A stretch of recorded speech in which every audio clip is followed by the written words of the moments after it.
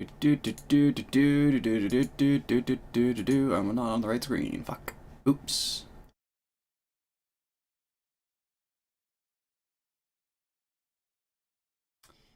I'm not on the right screen. Fuck. Oops. There we go. That looks alright. Mute that. Grab the link so I can post that in live. While I'm doing that. What the fuck? Launch the game.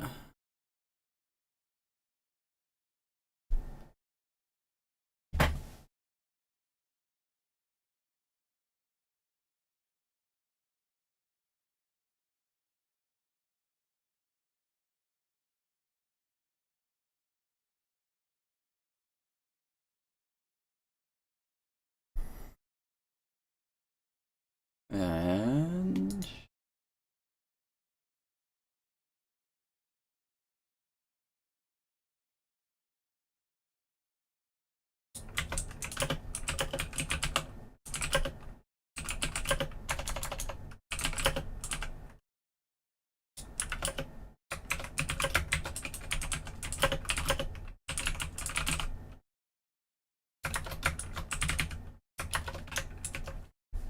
why is it taking so long to load? What the fuck? Game, are you okay?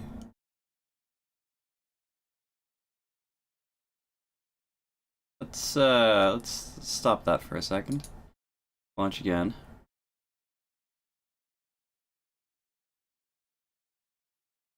Capcom, loading content.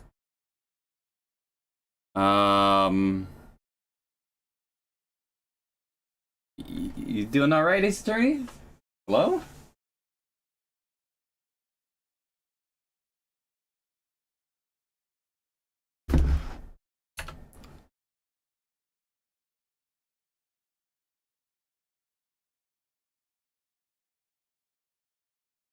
Yeah, fuck him.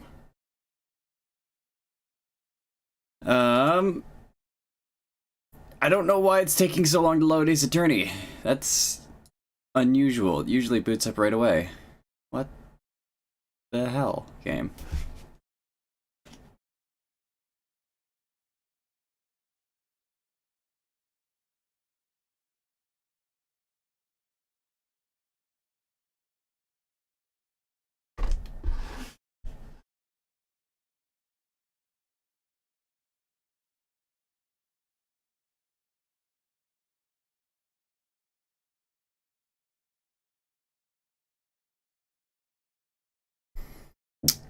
Do. Okay, game. Close. Let's try and exit Steam.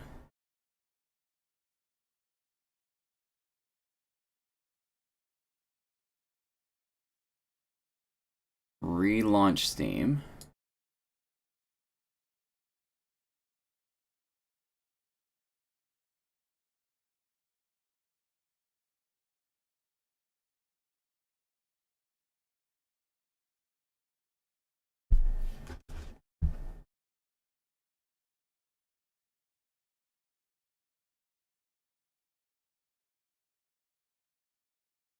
Launch Ace Attorney.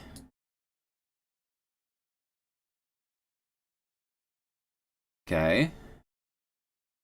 Looks good so far. Press enter.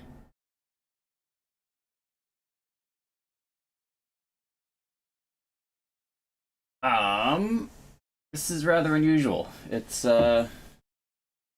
usually a bit better than this.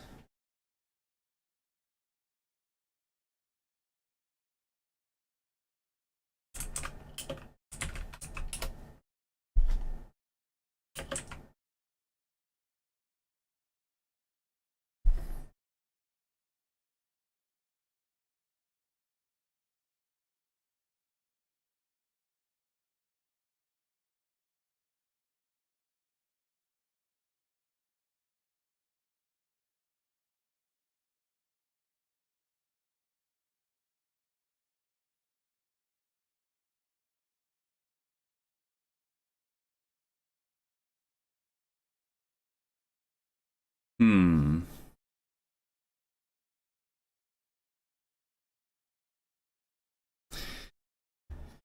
Game, what are you doing?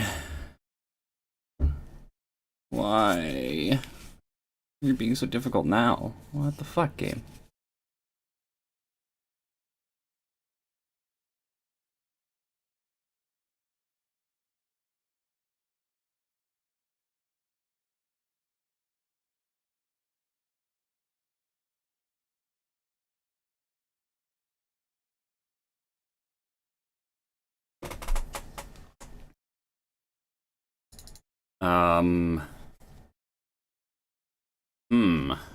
I didn't really, I don't really have a plan for what happens now.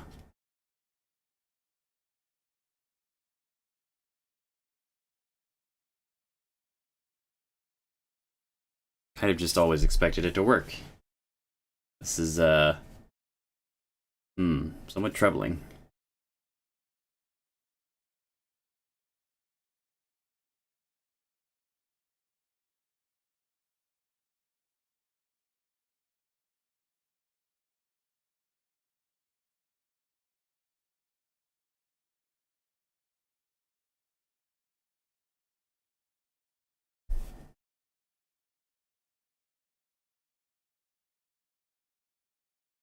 I guess we'll just sit here and hang out for a bit. Ba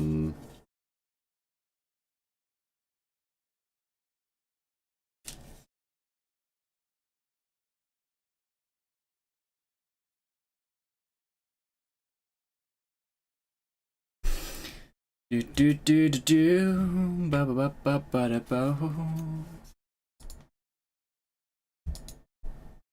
Ace Attorney.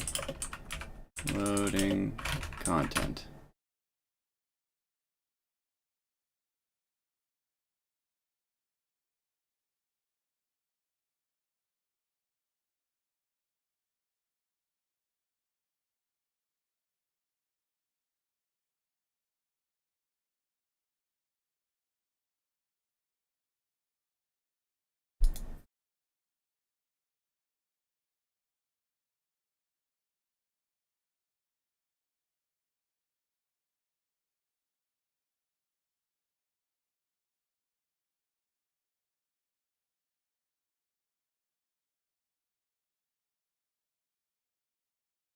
Turn off Steam Cloud.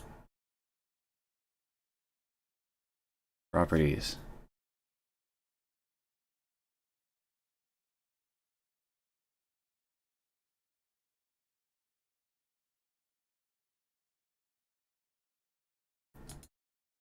Is that really gonna fix it? Hope so. Yep, there. That fixed it. It was the Steam Cloud that was fucking it up. Thanks, Steam. Okay, there we go. Marvelous.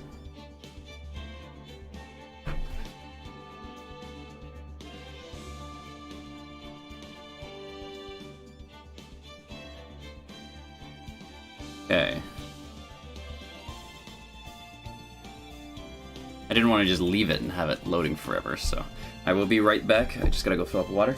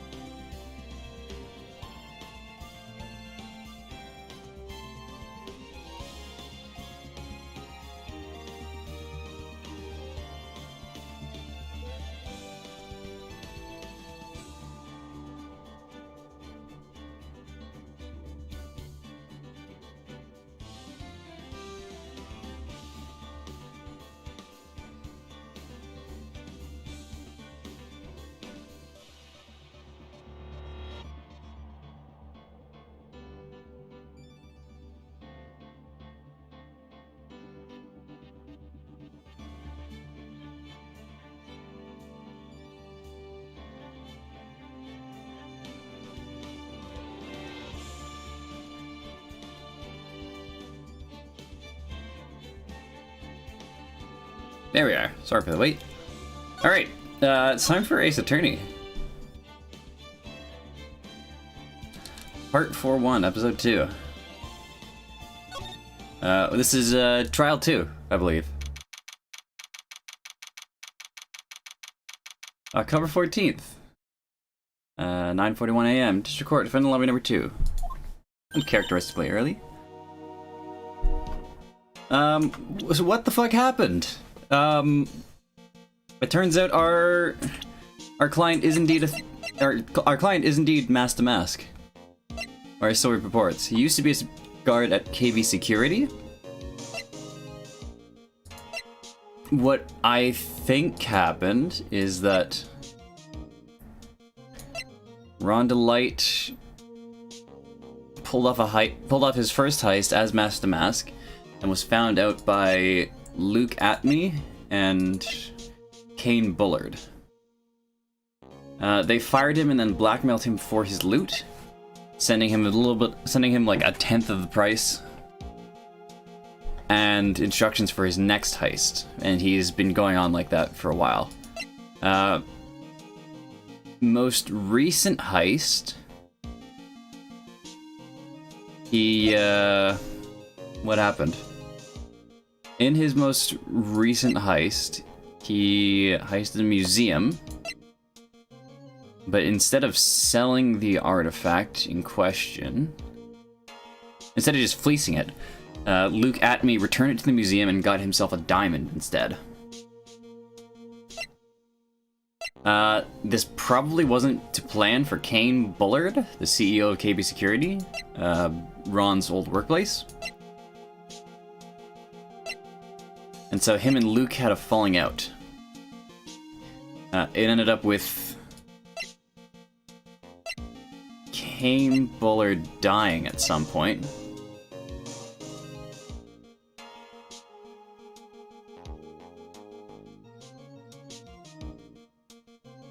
It ended up with Kane Bullard dying and Luke Atme staging a Mask to Mask heist himself to steal the vase of Korean Village, or the jar containing Mystic Soul. He used that as a cover so that he could be blamed as Mask to Mask, just go to jail for larceny and not go to jail for the murder of Kane Bullard. And he could pin the murder of Kane Bullard onto Rhonda Light.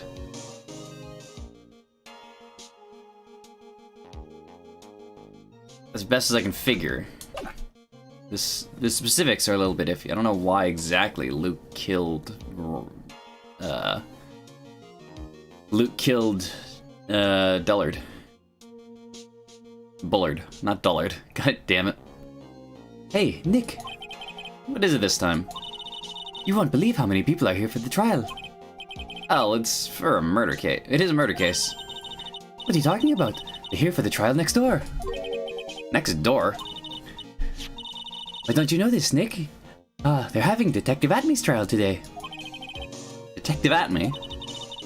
They say they're going to try him as Mask to Mask. Already? That was fast. Well, I'd love to see Mask to Mask's trial. I know. By the way, where's Pearls? Oh, she went back home. She said she can't neglect her training anymore. I know you don't like me. Pearls really has gotten into her training lately, huh? Yeah, ever since that incident last year. Please don't ignore me! Oh, Mr. Delight. Good morning. No one likes me. No one would notice me, even if I killed someone. Come on, don't be silly. Wait a sec. You don't mean... You're the murderer? No! I'm just a poor thief! No, wait, that's not right. A thief can't really be poor. Now let's see. According to Mr. Delight, from his second crime on, he was following a bunch of set plans. Plans that someone had been sending to him to help him commit his heist. You really think there's a connection between the thief and the murder, Nick? It's possible. Today's trial is a race against the clock. Huh? How come? Let's just take our time like always. I'm afraid that's not an option.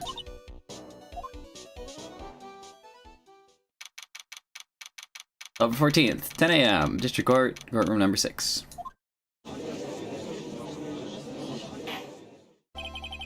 Court is now in session for the trial of Mr. Ron Delight. The defense is ready, Your Honor. You're ready. Preparation is the last refuge of the weak. What the fuck? What? Okay, let's settle down, everyone. Let's begin with your opening statement, Mr. Godot. Ugh, he's got the judge in the palm of his hands. Yet again. Ron Delight is simply too young to be sent to war. That's all. I'm afraid I have no idea what that means, Mr. Godot. Ah, you need to get out more, Your Honor. Life is war. That's exactly why you must be more precise in your wording. That's all my statement means. You understand now, right? Yes, well then. Let me briefly summarize the details of this case. The judge is taking charge like he knows what's going on for a change. The victim is Kane Bullard, CEO of KB Security. His body was found in a safe at approximately 9 a.m. on the morning of the 13th. However, the time of death was estimated as 1 a.m. of the previous day. And that's when our little lost kitten dropped the ball. That little lost kitten is, of course, the defendant. Very well, Mr. Godot, please call your first witness.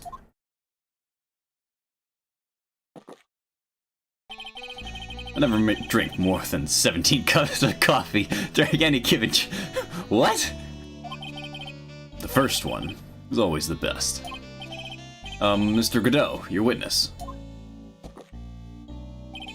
Okay then, let's hear what the defendant, Mr. Ron Delight, has to say for himself. The defendant? Well, Mr. Wright, does the defense have any objections? Maybe a bit of a disadvantage having the defendant testify, but... I remember when Mia was defending me. She allowed me to testify so she could do the cross-examination. Put a lot of trust in me back then. We have no objections, Your Honor. The defense will allow Mr. Delight to testify. Ah, you've got guts, trite. Alright then, Mr. Ron Delight, please take the stand.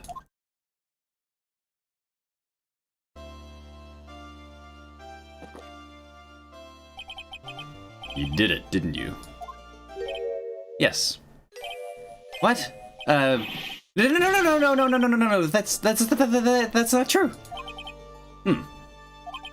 For a moment there, I thought we'd set a record for the shortest trial ever.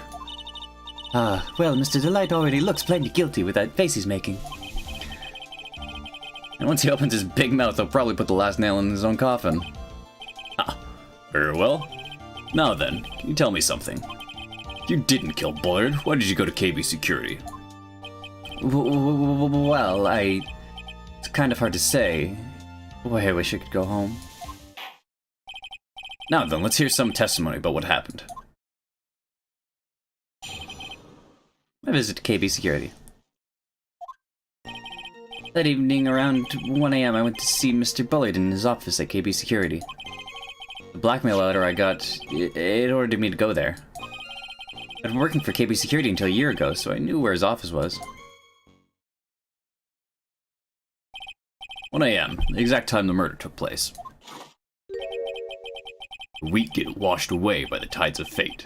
The strong drink it up. Ha! It's bitter today, too. Just like my destiny. We never know that from the way he's chugging it down. Mr. Wright, your cross-examination, if you please.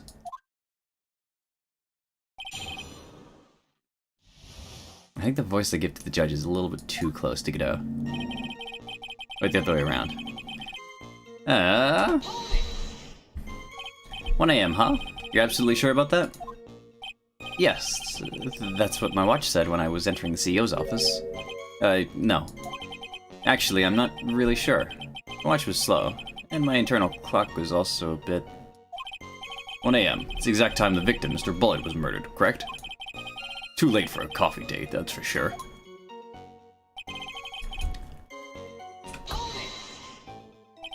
It ordered you there? It was the first time I'd gotten a blackmail letter that ordered me to go somewhere. that mean you've gotten other blackmail letters then? Oh, of course. They'd say things like, steal this or take that. Why don't you save those for later, Mr. Delight? Please don't say any more. Now, what should I do? Leave it for now.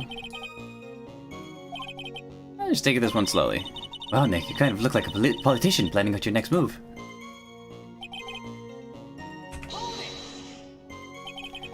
Used to be a security chief for KB Security, right? Yes, that's right. Security chief. You. And yet, a year ago, you were fired without notice. Revenge for an old grudge? A perfect motive for murder, wouldn't you say? This isn't good. Maybe I should change the subject.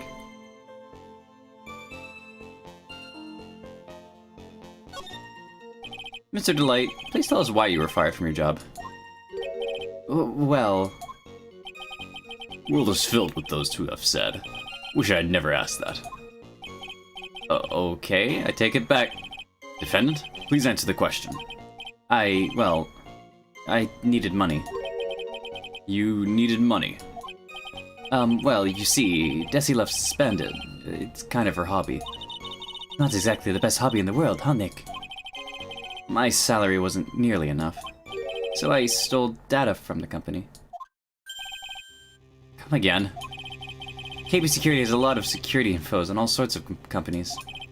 And since I was the security team chief... You stole some data and sold it. Mr. Bullard found out, and I was fired immediately. What? I wish I'd never asked that. I was somehow able to keep it a secret, and made it seem like I'd quit on my own. What is it, Nick? You don't look so good. Someone who brings harm to their company is fired as punishment. You do well to remember that. He sure told you. So you admit you stole data from your company, is that correct? Yes, I'm sorry. This is a very important fact. Please add it to your testimony. Oh man, this whole thing just took a big turn for the worse. Crashed and blew up. Gonna take the jaws of life to rip this case from the clutches of disaster.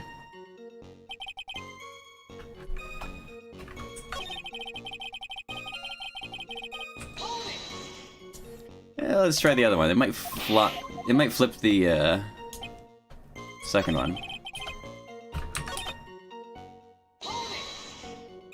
Now let's press this and see where we go.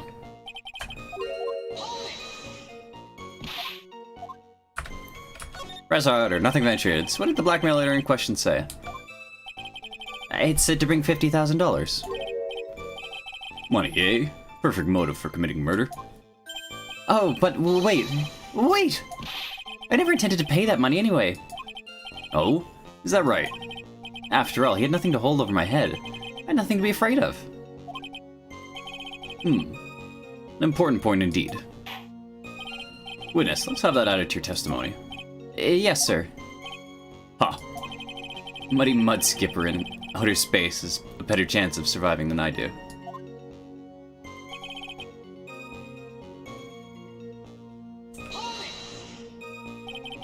What were you being blackmailed about anyway?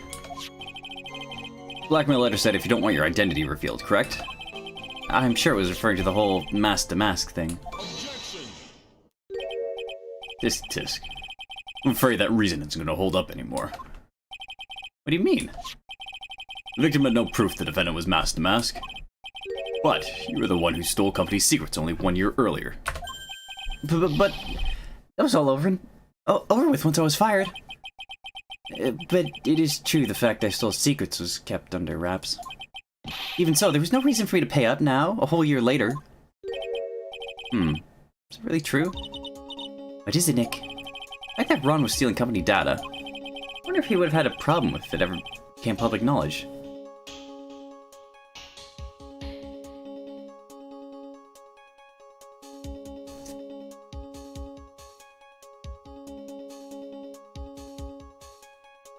Yeah, he would. Mr. Delight, I believe you would have been in considerable trouble. Your identity as company data thief was made public. Mr. Wright, what are you trying to do by bullying your own client? Ah. Men are like the colonies of bacteria. The more heat you apply, the faster they grow. That's exactly right. Well then, feel free to keep up the heat, my little lawyer amigo. Little lawyer, what the fuck? Yes, now, come on, provide some evidence to back up your assertion. Why would Mr. Delight want to keep his data stealing a secret from going public?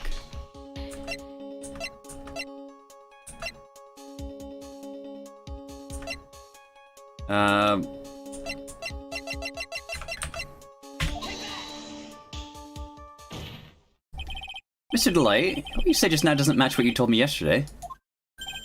Huh? What doesn't? I think you must have been scared. Very scared. Of having a certain person find out your secret. A certain person. Miss Desiree Delight, the defendant's wife. What? But I... Listen to me, my Desi, she... Looks like if I just sit back and relax, the fun will end before it truly begins. Ugh, Godot. Yes, we know. It was all your wife's fault. What do you mean? Mr. Delight stole company data to pay his wife's... Mr. Delight stole company data to pay for his wife's spending habit, for which he was fired. Unable to face his own wife, someone used his dirty little secret to blackmail him. That is how this murder came about. Oh, No, everything is falling neatly into place for him. Don't talk about my little Desi like that. You'll be sorry. Oh, fuck it, god damn you, Ron. Well, it seems we've learned a great deal of things here so far. What do you think, Nick? I didn't think it was possible to get so thoroughly whipped in just 20 minutes. Clearly, there was sufficient motive for murder. He stole data for his wife, and he killed to protect his secret. Family man who cared just a little too much.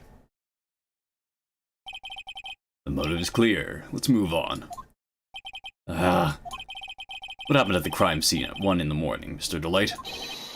Come now, tell us. We're all ears.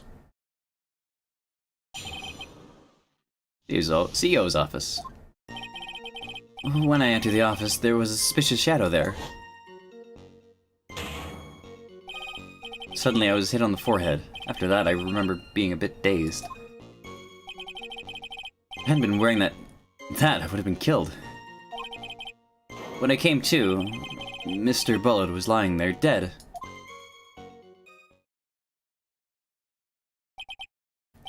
I see. Suddenly hit on the forehead, huh? I believe the detective from yesterday provided similar testimony. Said that mass-to-mass struck him on the head from behind. Since Atme turned out to be the culprit himself, that was all a lie. No one's gonna believe a pathetic lie like that. What are you saying? I was really attacked. We'll find out if what you say is true or not during the cross-examination. Got that, Mr. Trite? Don't go easy just because he's your client. If I see any sign that you are, I'll treat you to another cup of my special blend. You don't need to worry about that, Mr. Godot. I have faith in Ron. No, he didn't do it. CEO's office.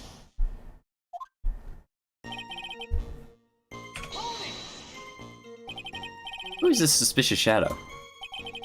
If there were 1,000 of me, and if even one knew, I'd tell you, trust me. He's dodging all of our questions, not helping us win his case. Okay, then how was the victim, Mr. Bullard, at the time? What do you mean by how was he? Was he already dead? Was he still alive? Maybe he was the one who hit you in the first place. That's a good question. What do you think, Mr. Wright? Forget it.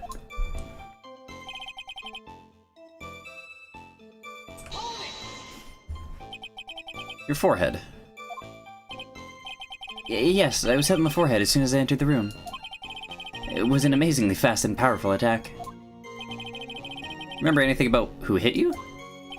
Well, like I said, it was a fast and powerful hit. I think I was a little dazed for a while. I don't think Mr. Delight even grasped what you were asking. Yeah, I'd like to show him a fast and powerful attack myself.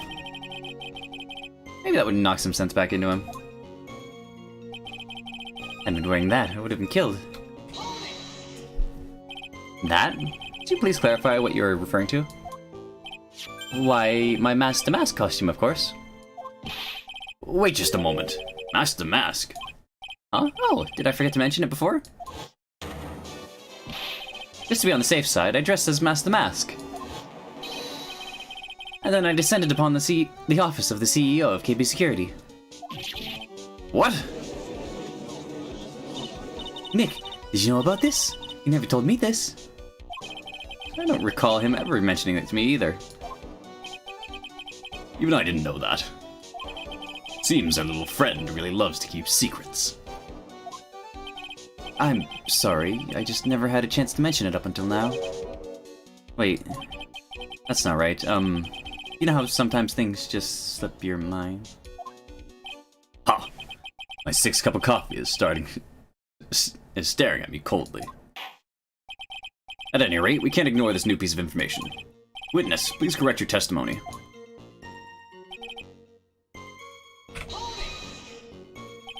Why were you dressed up as Mask the Mask? Why, because I'm Mask the Mask, of course. What are you talking about? Mask the Mask's trial is being held next door. Yes, I guess so. Anyway, at the time, I thought I was being blackmailed over the Mask the Mask issue. So I thought I should go as him just to be safe. Oh boy. Let me tell you, it's a real pain to move around with that cape. That's why it took a lot longer than I expected. Took a lot longer? What are you talking about? That's harder. What do you mean by took a lot longer? Oh, opening the safe, of course. My cape got caught in the safe door, you see. This all happened when I was hiding Mr. Bullied's body. What was that? Back up a second. Yes? You were the one that hid the body in the safe? Well, yeah. Inconceivable! Why? Just why? What reason could you have? What were you thinking? Question. When does someone toss their dirty shorts in the washing machine? What? The answer is simple. When they take them off. As usual, I have no idea what you're saying. You mean that Mr. Delight hid the body because he's the murderer? Ha! So you're not as stupid as you look. His metaphor this time was really obscure. Mr. Wright, you don't mean that you knew about this whole safe business, do you? Well, yeah. Why am I the only one not in the loop here? Witness, make sure you add this to your testimony. Yes, sir. Uh-oh. Looks like a storm front is moving over the fair weather judge.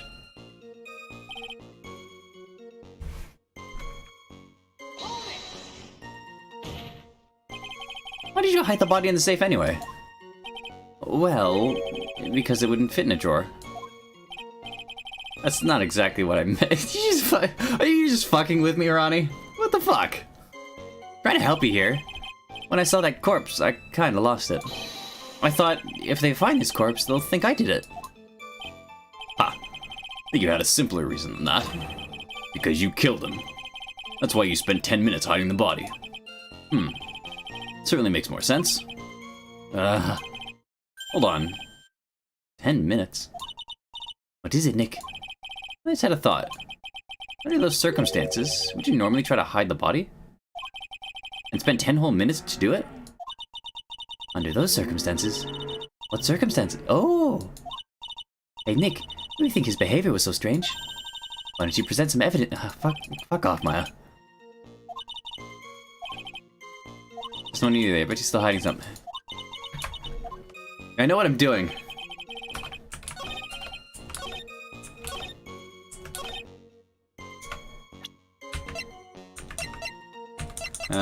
Panic button.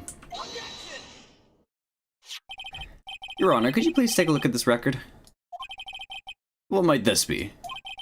Record for the emergency buzzer that connects the CEO's office to security. If the button in the office is pressed, the security team is supposed to come running. And according to this record, the buzzer was pushed once at 1:02 a.m. Whoa. What? If Mr. Ron Delight truly was the murderer, he would have ran as soon as that buzzer sounded. After all, a security guard would have been heading his way. Let's remember who we're dealing with here. You probably had no idea there was security personnel in the building. Up until 1 year ago, my client was working as the chief of security. There's no way he wouldn't have known about them. But, as it turns out, the guard never came. That was nothing more than a coincidence.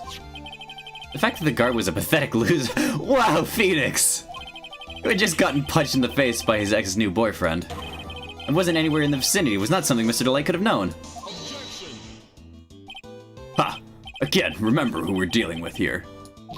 It's a sure bet that Mr. Delight didn't even notice the buzzer was going off.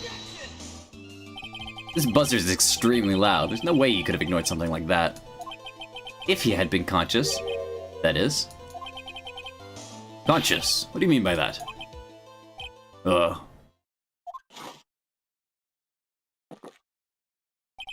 Fine. Let's hear your theory. Recall the defendant's testimony. The moment he entered the victim's office, someone attacked him. Mr. Delight said he felt dazed. I'm willing to wager that he was knocked unconscious for at least a few minutes. Unconscious, so he fainted. That's why Mr. Delight didn't know that the buzzer had sounded. And that's why. Thought he had time to hide the body. So what are you trying to say? Mr. Delight was knocked out, and the buzzer went off soon afterwards. Now, unless my client was able to hit the buzzer while he was unconscious. It only meant that there was another person in the room. That's right, whoever it was, they knocked out Ron Delight and then pressed the buzzer. Order in the court. Mr. Wright, this is preposterous. It was this kid. Ron Delight is the one who killed Kane Bullard. And who pressed the buzzer? It was the victim, of course. He pressed the buzzer when the defendant attacked him. He didn't die right away. He must have held on long enough to push that button.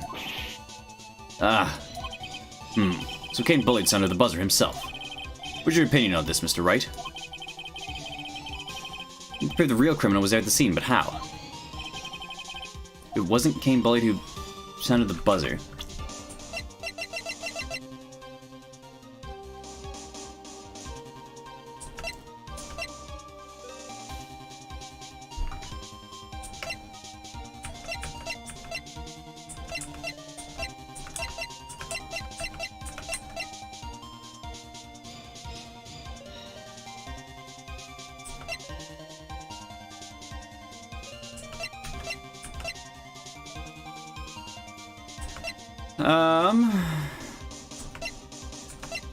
Can I prove that it wasn't Kane Bullard who sounded the buzzer?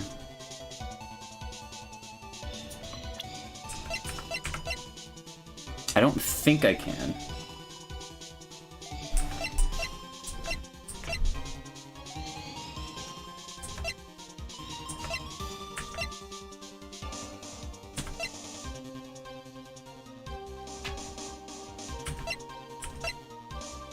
Keep security at 1 AM night of the crime. Used at 1 AM night of the crime.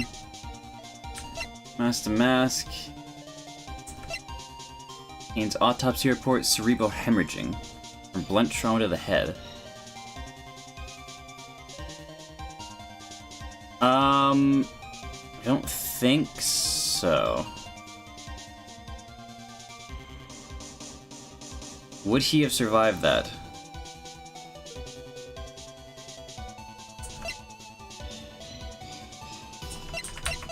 It doesn't say it was instant. That's,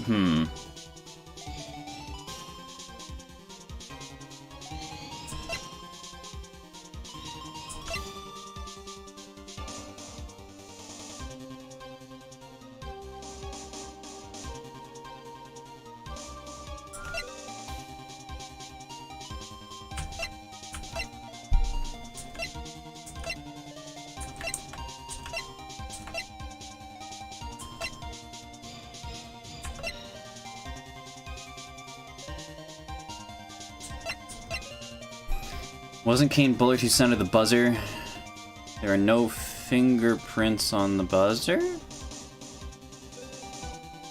I guess? Hold on, I'll be right back.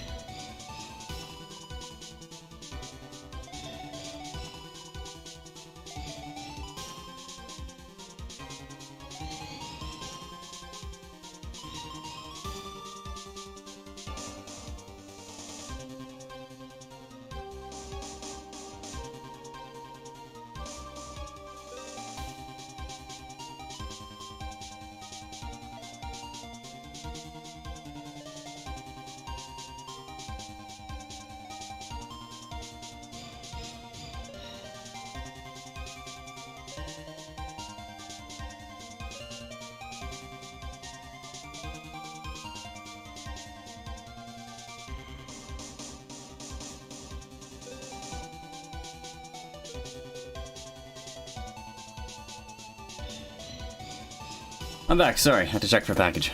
There are no fingerprints on the buzzer. Right? I can prove it, sure. Defense's opinion is this, Your Honor. This piece of evidence proves that it wasn't the victim who sounded the buzzer.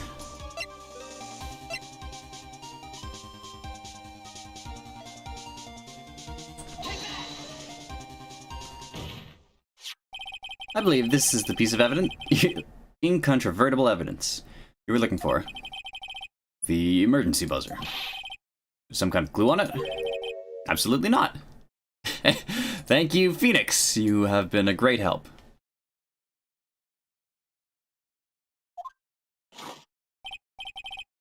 Hey, come on now.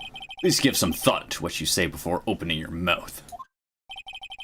The fact that there are absolutely no clues is itself a clue. Now I'm the one who's clueless. This button has no fingerprints on it. If Mr. Bullet had really pressed it himself, naturally he would have left his fingerprints behind.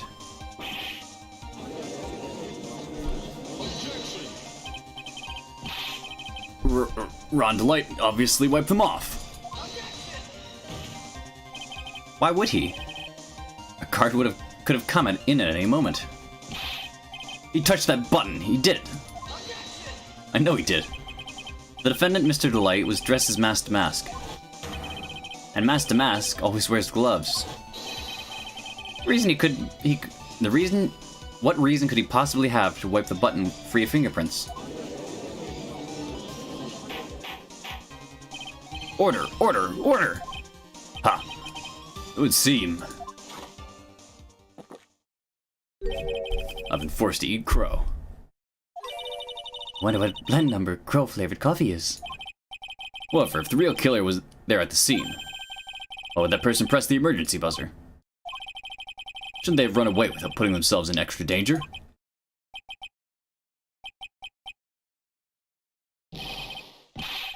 What's with this awkward silence all of a sudden? Ha! Looks like you're fresh out of parlor tricks. They're on to you, Nick. Just give me a minute to collect my thoughts. Real culprit killed Mr. Bullet at around 1 AM. And Mr. Delight just happened to waltz in when the murder was taking place, right? The killer clobbered Mr. Delight and then sounded the buzzer. Even though security was supposed to respond right away if the buzzer was pressed. Security was supposed to respond, Time's up, Mr. Wright. See what you have to say. Very well, then. Oh ho. You got some guts. I like that in an opponent. When did the real killer sound the emergency buzzer? Call security guard. Killer knew that if they pressed the button, a guard would come running.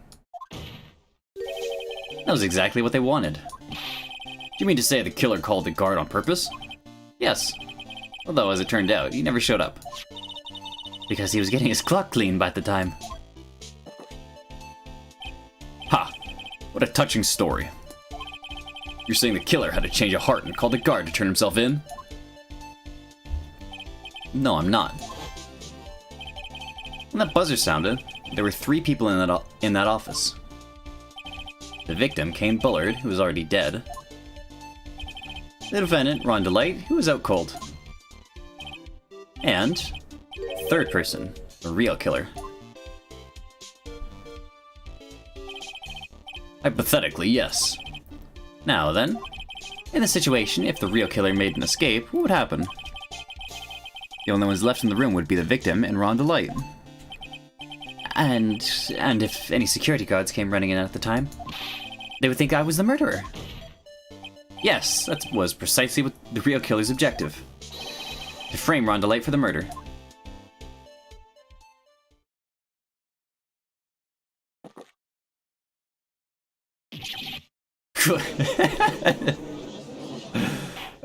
There's a whole beat in between the reveal and the spit take. That's always funny. Ha! It would seem I've been made to eat my words once again. Actually, you've been made to do a spit take. With a cup of coffee. Mr. Wright, who was it? Who was it that tried to frame me? Wait. Wait a second. I'm the one and only the mask, so... Nick, you should mention you mean the real killer is... We're gonna drag that person in here right now. But who is it? I don't have any solid proof yet, but think about it. Killer knew Mr. Delight's identity, and they also knew that he had been called to KB security that night. So the killer used him to execute a well-crafted plan to murder Kane Bullard. Now then, let's hear your accusation, Mr. Wright. Who was it that framed Mr. Ron Delight for the murder of Kane Bullard? Clearly, Luke Atme. Detective Luke Atme? He's the only one who could have done it. Ace Detective. Luke Atme. You mean Master Mask did it? Your Honor, the person being tried in the court next to us is not Master Mask at all. He is, in actuality, the true murderer of Kane Bullard. Order! Order! Mr. Wright, explain yourself. Theft and murder. Which is more a serious crime? Not even close. Murder is the more serious crime, of course. It's a capital crime subject to capital punishment. Please remember the trial from yesterday, if you would. When Luke Atme confessed, there was a huge commotion in the courtroom. Of course, the famous detective was unmasked as, well, as Master the Mask. Instead of being convicted of murder, he was found guilty of grand larceny. That was his true objective all along. To be found guilty. Master Mask had the perfect alibi for when the murder took place. He was stealing the urn at Lord Taylor. In other words, being found guilty as Master Mask was Luke Atme's airtight, watertight, and unassailable alibi. A guilty verdict as an alibi?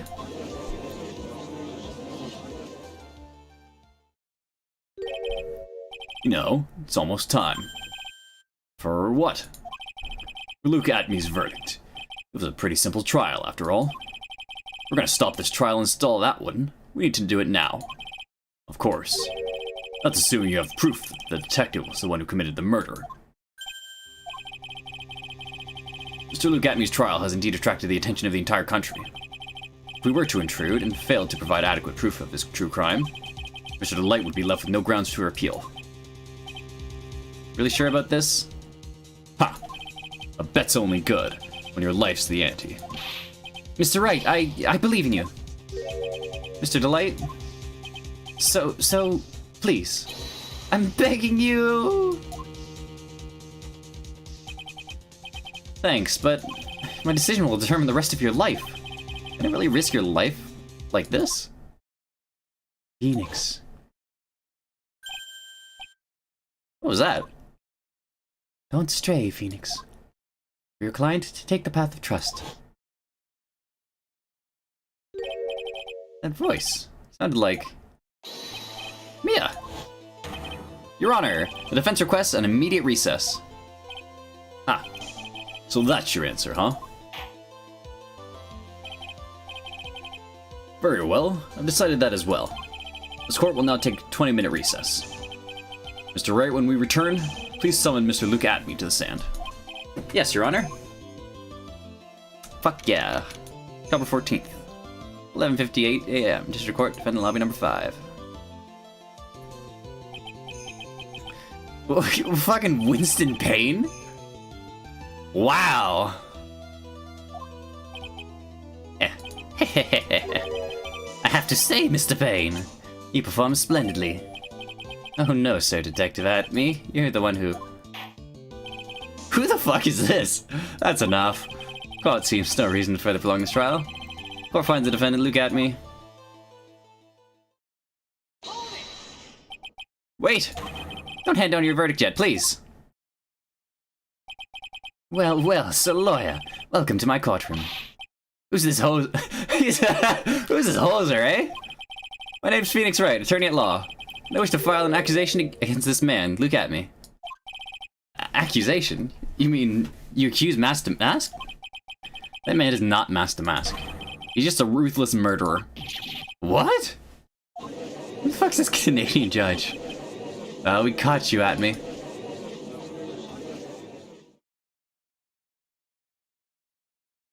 We got you, motherfucker.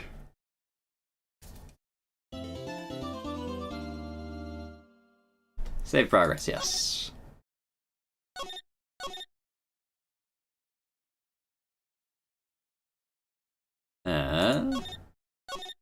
Oops, I did that, didn't I?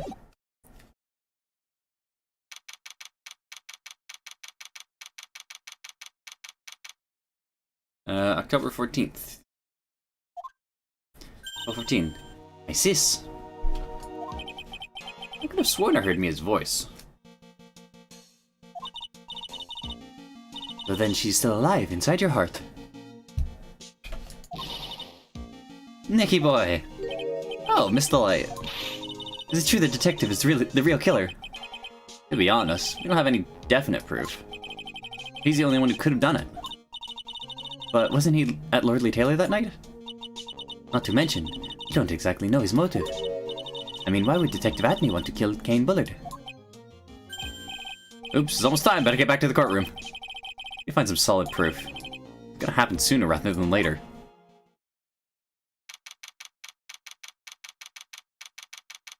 Also, that vase is 100% illegal evidence. I'm just not remembering. Yeah, that's, You weren't allowed to do that, were ya? Now then, this court is back in session. Mr. Luke Atme, please take the stand. Well, well, how do you do, Sir Lawyer? Never would have thought to see you acting so recklessly. Couldn't let them hand down your verdict just yet. That would have given you your perfect alibi. An alibi by the name of Master Mask. I'm sorry, I'm afraid even the great Luke Atme has no idea what you mean. Of course, I've been in the very courtroom ever since 10 o'clock this morning. I'm afraid there's no way I could know what's been going on in here. You've been in the defendant's seat all day long, correct? Being tried as Master Mask. Indeed, it is truly child's play to fool the ignorant masses. Not only did the poor fools ask me to protect their valuables, they even gave me a generous reward upon returning their own property to them. Take this red diamond ring that sparkles upon my divine finger, for example. So you continue to insist that you are, in fact, Master Mask? Of course.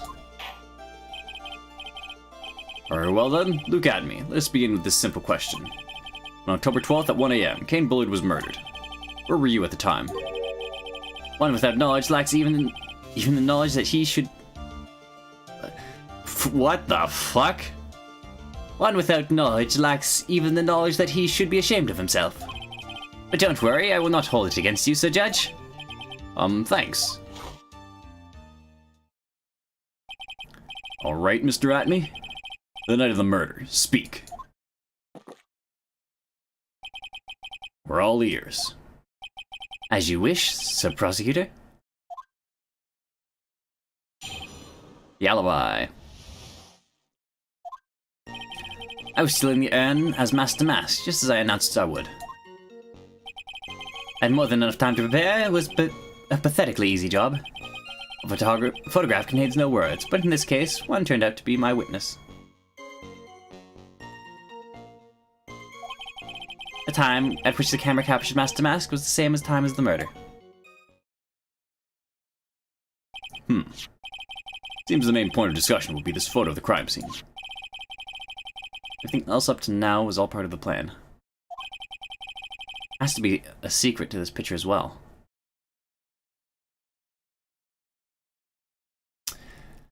There's no date stamp on it, I guess. It's hard to say, though.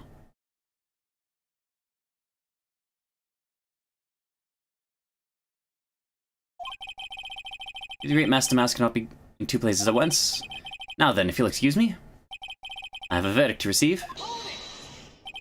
Unfortunately, Mr. Atme, we still have to do your cross-examination. A fool is too foolish to know that he is a fool. Alright, Francisca. I think he's trying to say that you're full of it, Nick. The only thing that's full of it is his alibi. The alibi! As Master Mash just announced it would. So this photograph is the proof, correct? Indeed, it is. And the man in the photo is certainly wearing a mask. That is why I'm called Master Mask. But conveniently, it also means that there is no way to tell who this really is. What do you mean? Ha! You saying that this is not in fact Luke Atme? That it could be an accomplice dressed up as Master Mask to create an alibi? Oh, what an interesting idea. Are you saying that I, Lone Wolf Luke, had an accomplice? No. Luke Atme was the KB security during the murder. And the Master Mask in this picture had to be a fake. Then there really was an accomplice. Right now, I have no idea who it was. I don't have any idea.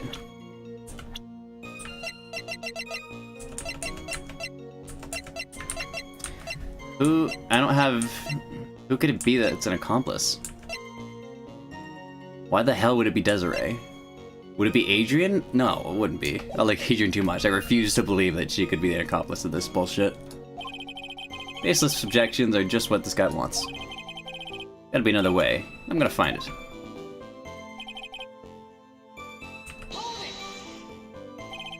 I believe Adrian Andrews hired you at one point. That's right. It was over 20 days ago, if I'm not mistaken. And you sent the calling card to Lord the Tailor 10 days before the heist.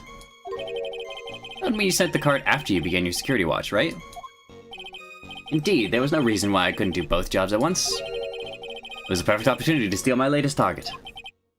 I see, you truly are evil, aren't you? Yes, evil is what I am. Hey, Nick, isn't there something odd about this?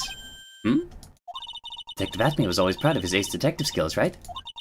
What if the urn was stolen from Lord the Tailor while he was the only one watching it?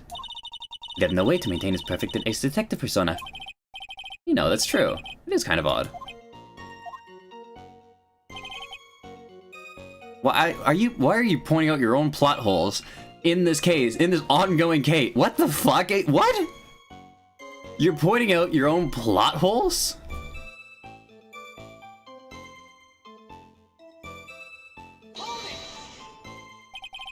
So by photograph, you mean this piece of evidence here, correct? Indeed it is, that it is. The very thing that proves I commit the crime. The very thing that proves you committed the crime. When you think about it, it's really odd. You say that almost as if you had this picture taken on purpose. He was simply caught by the very camera that he had set up. We'll have days like that. Indeed, it turned out that there was no such thing as a perfect crime after all. Life is truly an ironic thing, a sad blue melody. Got any more information for now? He's truly the killer. There's gotta be something phony with the photo.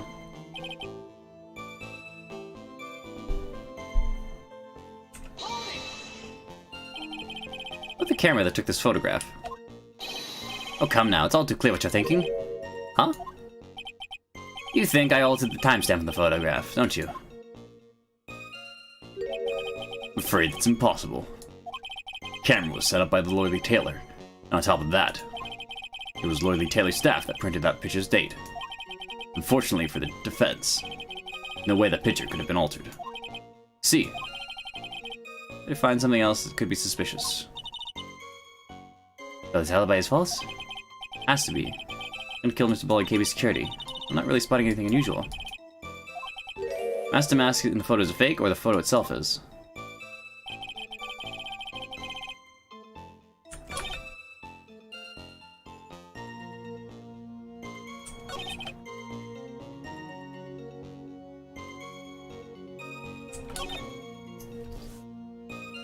Time at which the camera captured Master Mask was the same time as the murder.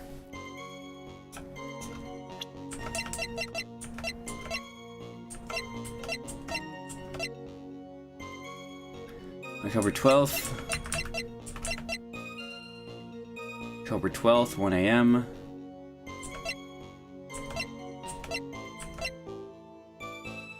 At 2 a.m., October 12th, in the CEO's office.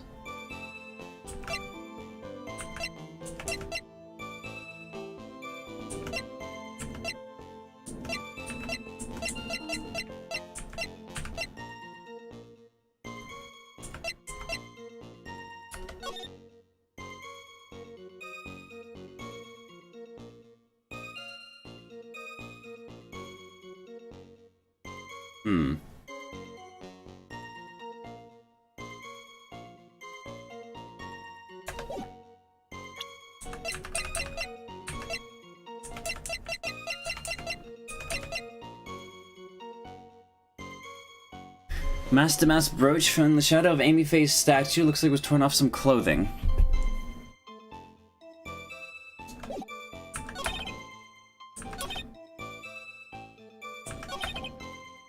Master Mask, just as I announced I would.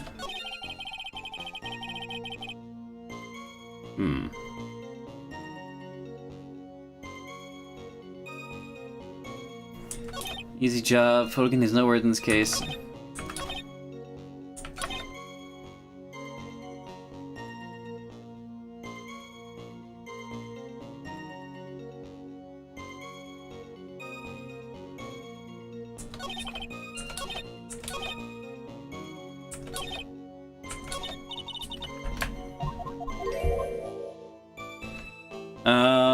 We still have no info for an alibi.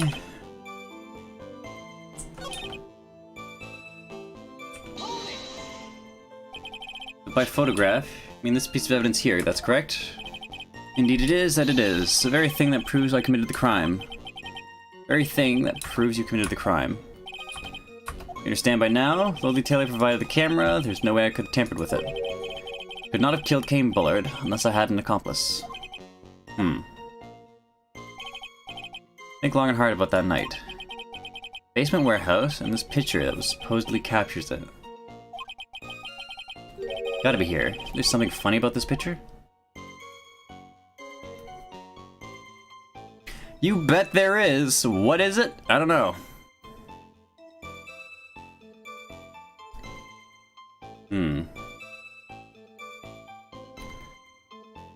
The time is off. There was a 4-minute interval in between. Fuck.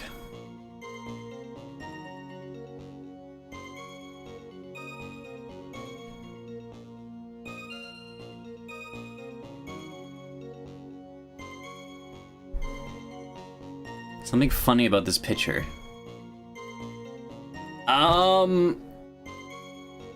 I guess the statue was moved?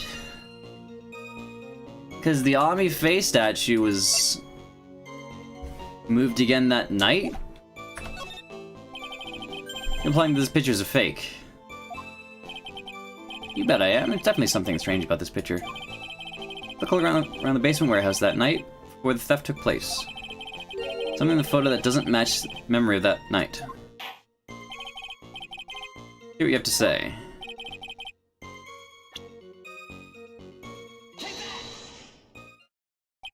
Yeah, before the murder, the Ami Faye statue was there. Or before the theft. So for some reason, he had to move the statue of Ami Faye? Like this is a blood stain. Blood. Now this case is getting interesting. I see the judges played Danganronpa too. Not exactly. This stain is actually pink paint. Oh, just paint. And peach colored at that. From blood to peaches. Just sure loves going on this wild tangents. You're not one to talk, Phoenix. The problem is that this photograph is not the paint. The problem is, when you consider the layout of the basement warehouse. Turns out that something that should be there is nowhere to be seen. Well, Mr. Wright, what is supposed to be in this picture instead of the paint stains? The golden Ami Faye statue.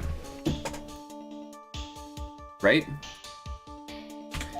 But why wouldn't it be there? Supervisor of the treasure exhibit stated the following. Good reason for that. On the day of the crime around noon, that golden statue just happened to arrive from the mountain training hall.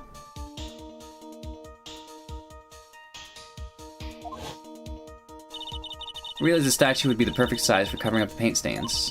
That's why I put it where you first saw it. I myself was there the night it took place. And I saw the statue in that spot. If she was truly taken on that night, the statue should have been there. And I was there the day of the theft. That statue of the old bag was sitting in the corner. Perhaps it was somehow pushed there accidentally. Your Honor, this statue is slightly larger than yourself and quite heavy. It'd take more than an accidental push to move that distance. Ha! In that case, can you prove it? You give us the rhyme and reason. That's why the statue was moved that night. Can you do it, Nick? Never mind who moved it. Your question is, why did they move it? That's right, I hope you're prepared for your answer. Now then, who was the one who moved the golden statue the night of the crime?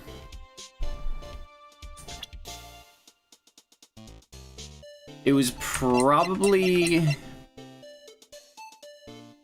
Luke at me. If he took the... Okay, If Luke took the picture of the, like, Master Mask theft at, like a week beforehand, but he took it at 1 in the morning, then the statue wouldn't have been in the warehouse at all. So we would have to move the statue during the crime in order to have the crime scene match up to the photo, right? I'm gonna move the statue is none other than Luke at me. Come now, Sir Lawyer. There you go again on one of your strange delusions. Mr. Wright, on what basis did you have for your strange delusions? Very simple. Witness was the only one in the basement warehouse that night. That is indeed very simple. However, why would I want to move a heavy golden statue? The reason for moving the golden statue is where our battle really begins. Well, Mr. Wright, what reason did the witness have to move the statue? The reason can be found here in this photograph. Look at me, you pretended to be Master Mask to create an alibi by showing you were at Lordly Taylor that night. This photo contains a single fatal flaw. If the statue had been there, your lie would have been exposed like cheap film at a drugstore. That's why you had to move the statue. A single fatal flaw? Interesting theory. Please enlighten us. Where in this picture does the lie exist?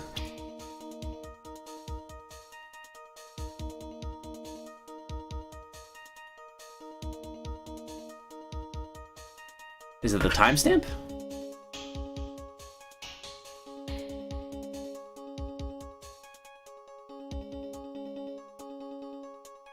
Probably the timestamp, right?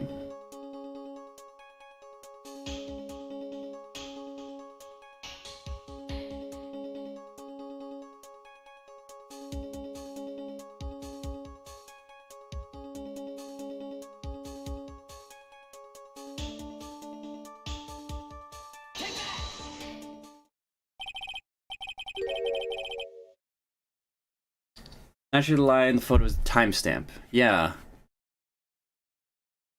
Because the timestamp doesn't contain a date.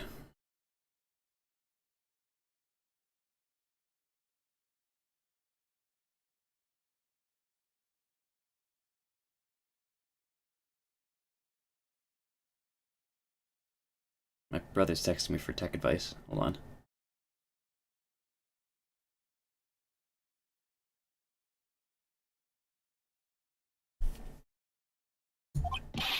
What do you mean? I'll tell you exactly what I mean.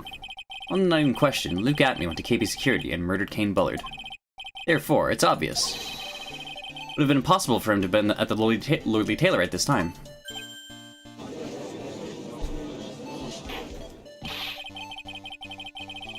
What does that have to do with the statue being moved? Remember, if you will, Your Honor. When was the statue placed beside the warehouse door? Well, the statue was taken down to the warehouse on the day of the crime. It was placed there in order to cover up the paint. Exactly. Luke Atme had already decided on a time when he was going to kill the victim. And so, in order to create an alibi for that time, he took this picture days before the murder took place. So on the day of the crime, Mr. Atme must have been quite nervous. Nervous as a long-tailed cat in a rocking chair factory, so to... What do you mean, what the fuck? Why? Because something wasn't supposed to be there. Had been brought down in a place where it wasn't supposed to be. And that is why Luke Atme had to move the statue on the night of the murder. He did it to make the room match the way it had been in this photo.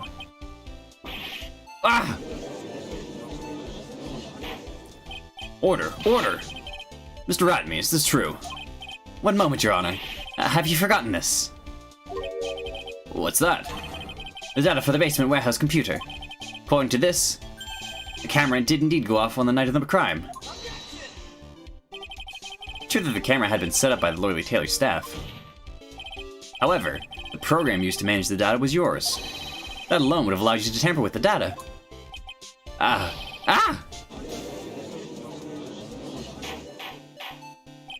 Order! Order! Mr. Godot, what's the meaning of this?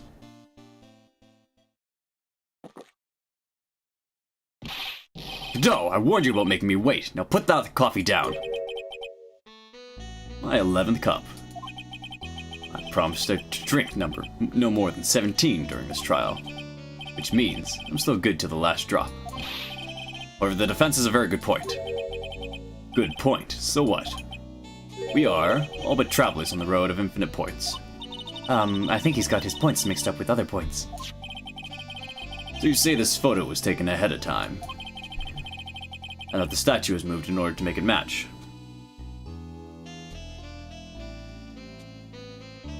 What the fuck are you on about?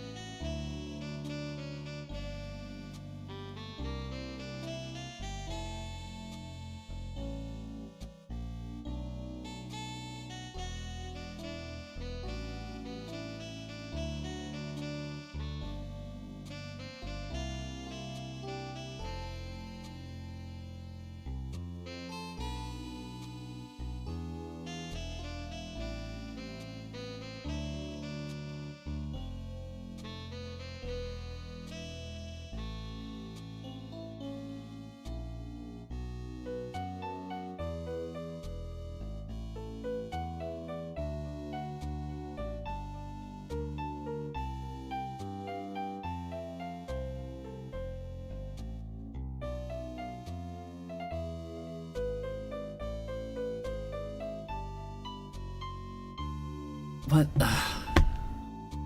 The statue was moved in order to make a match. Very interesting idea, however. There's one point that can't be denied. Which is...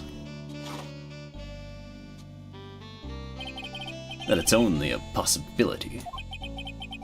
Men that are trapped by the chains of maybe can never reach their dreams.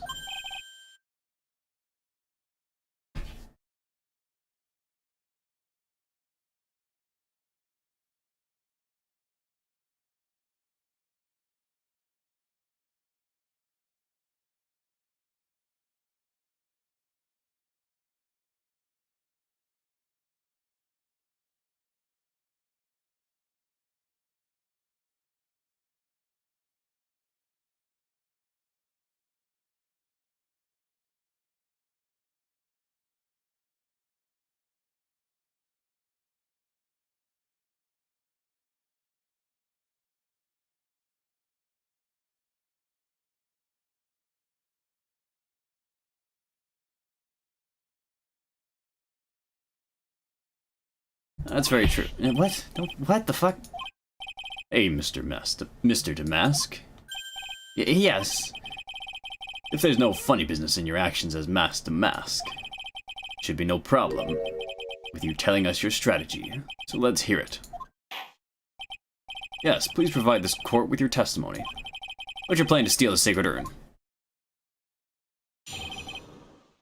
Sacred Urn heists. I first received the request from Lord Lee Taylor about 20 days ago. The urn was placed in a box in Savari. It was then sent to the warehouse.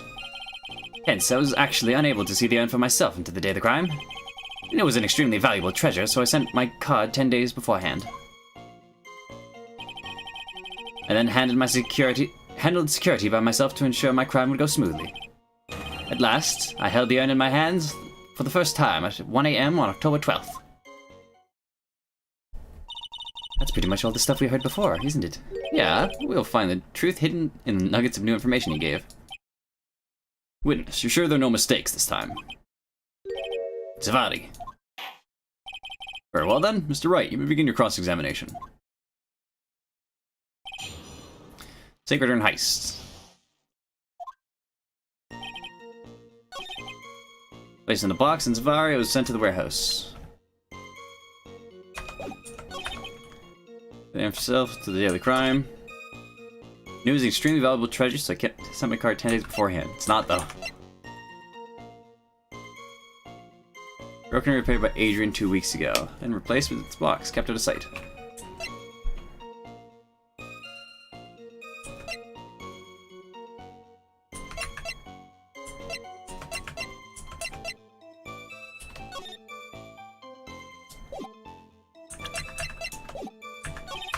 Let's just go press it. I don't care about the first one, I don't think. You mean this box? Yes, that pathetic box. Lady Andrews was especially taken with that urn. And she wouldn't let anyone enter the storeroom, not even me. Ah, interesting new tidbit.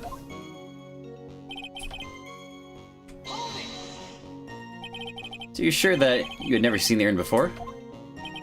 Indeed. You may ask Lady Andrews to confirm for yourself. My security was focused entirely on the entrance to that warehouse.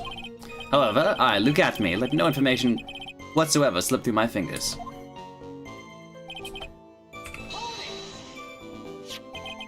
You mean this calling card?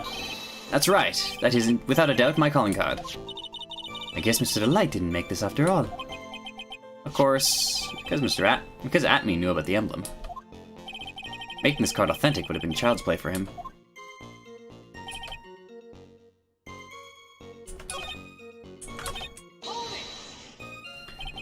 No one else entered the basement warehouse. Unfortunately, there were many different treasures being taken there. Thus, for a period of approximately 5 days, people were indeed going in and out of the warehouse.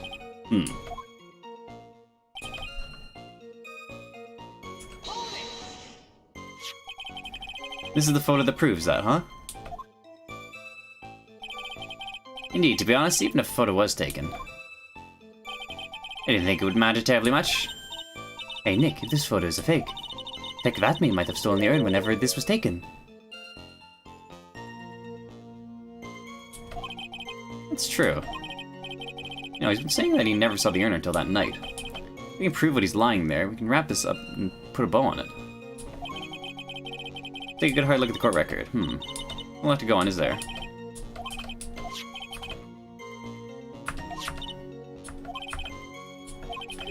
Never seen the urn he stole before.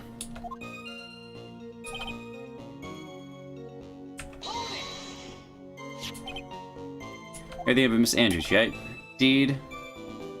Seems they had heard of my Zavarkaling reputation. Miss Andrews is still attracted to weirdos. Attracting weirdos. Better watch out too, Maya.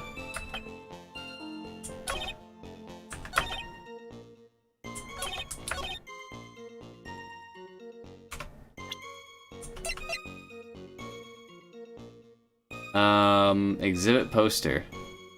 I knew it was extremely valuable treasure, so I sent my card 10 days beforehand. It's a worthless treasure, though.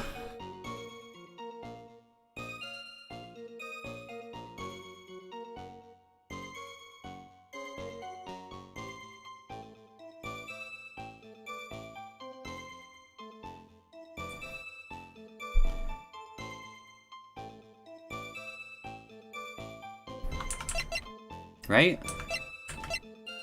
Calling card.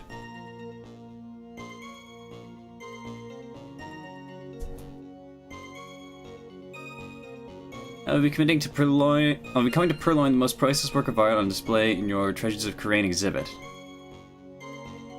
Taking care of the speckled urn, won't you? Yours truly, Master Speckled urn?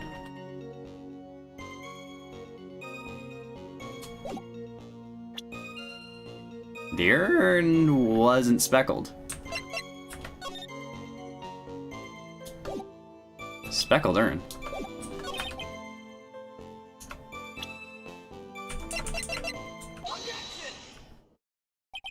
Mr. Atme, if you really are Master Mask, and you also wrote this calling card, correct? But of course, there's a problem with the calling card. Allow me to read a passage from the calling card that Master Mask had written.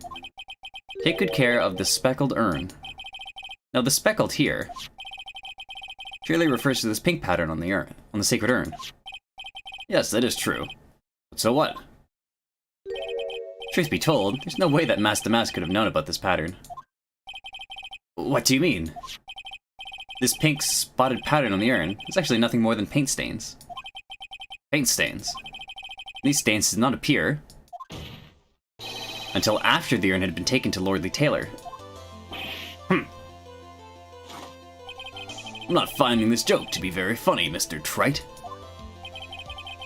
The day that your sacred urn was taken to the warehouse,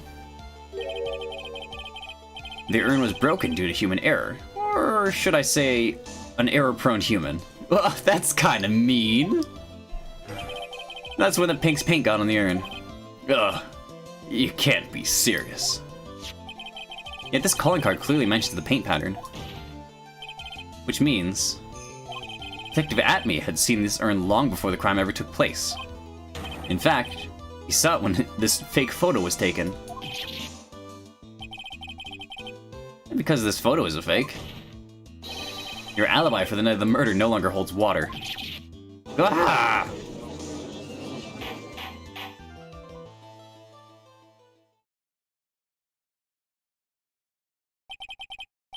Witness, do you have anything to say for yourself?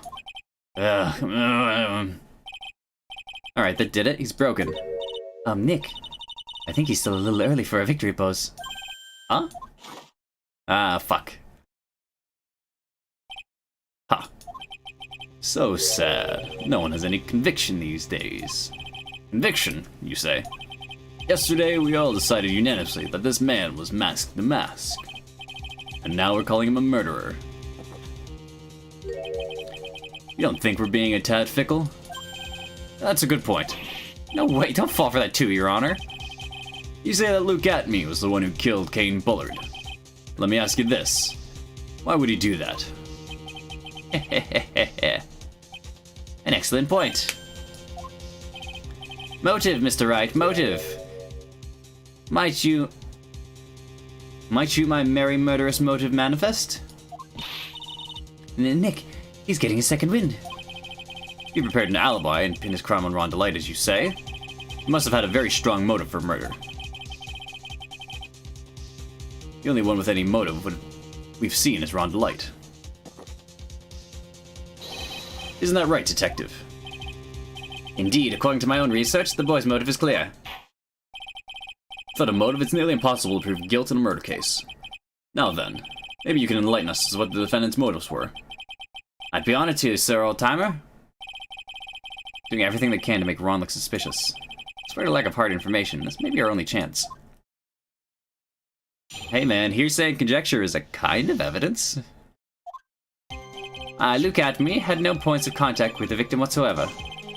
Cain Bullard decided to investigate Master Mask and simply mistook who he was. It was Mr. Bullard who wrote the blackmail letter and sent it to Ron Delight. And it was again Mr. Bullard who harbored a grudge against Mr. Delight for his betrayal. Mr. Bullard's mistake is quite excusable. The defendant truly believes he is Master Mask. That is why Mr. Delight saw it fit to kill Mr. Bullard. True tragedy. The victim, Cain Bullard, blackmailed the defendant. This is the blackmail letter found in the defendant's apartment. A handwritten test confirms that Mr. Bullet was indeed the one who wrote the letter. What?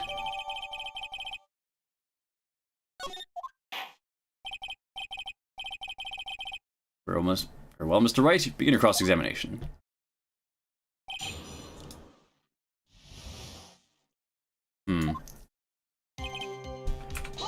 No point of contact with the victim whatsoever. And who in the world is going to prove that? I will. After doing a thorough background check to detect that and Kane Bullard, we were unable to find any links between them. It's all in the report. Perhaps they were connected through their work. Nope. That was blunt. In any case, the only one with a motive was Mr. Delight. Mistook? That's right, mistook, from the Old Norse mistaka, meaning to take an error. That wasn't what I meant. Who did the victim mistake Master Max to be? Why, the answer is obvious. Ron Delight, of course. I'd like to wipe that smug look off this guy's face.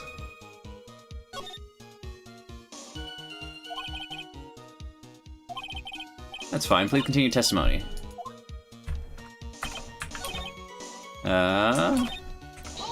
Press on that one. The blackmail letter right here. It says bring $50,000. And the handwriting is without a doubt the victim's? There's no mistake. We have an official report to prove it. I don't see an addressee on this letter anywhere. An addressee? This letter was discovered in Ron Delight's apartment.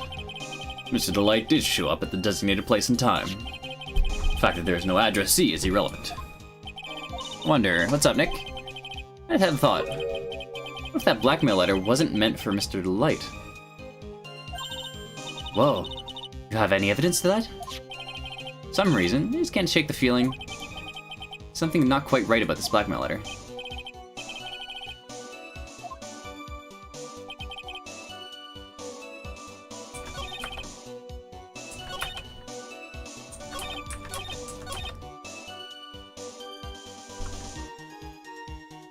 Mr. Bullet, who wrote the blackmail letter and sent it to Ron Delight.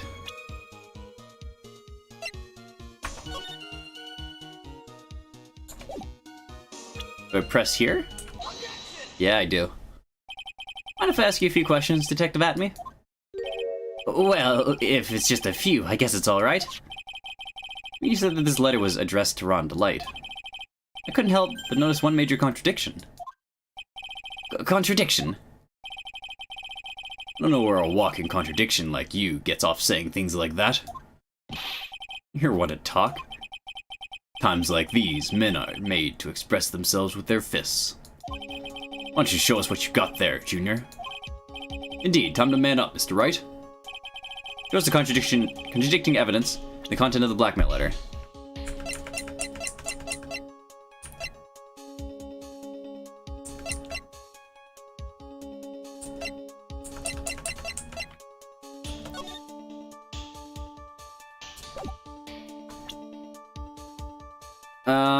Is it Kane's list?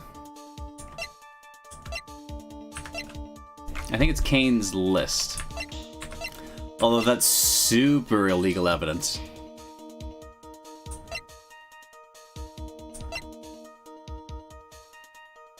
Ron's testimony from Master Mass second heist on, he was stealing as addressed by blackmail letters. As directed by blackmail letters. It's either Ron's testimony or Kane's list, I believe.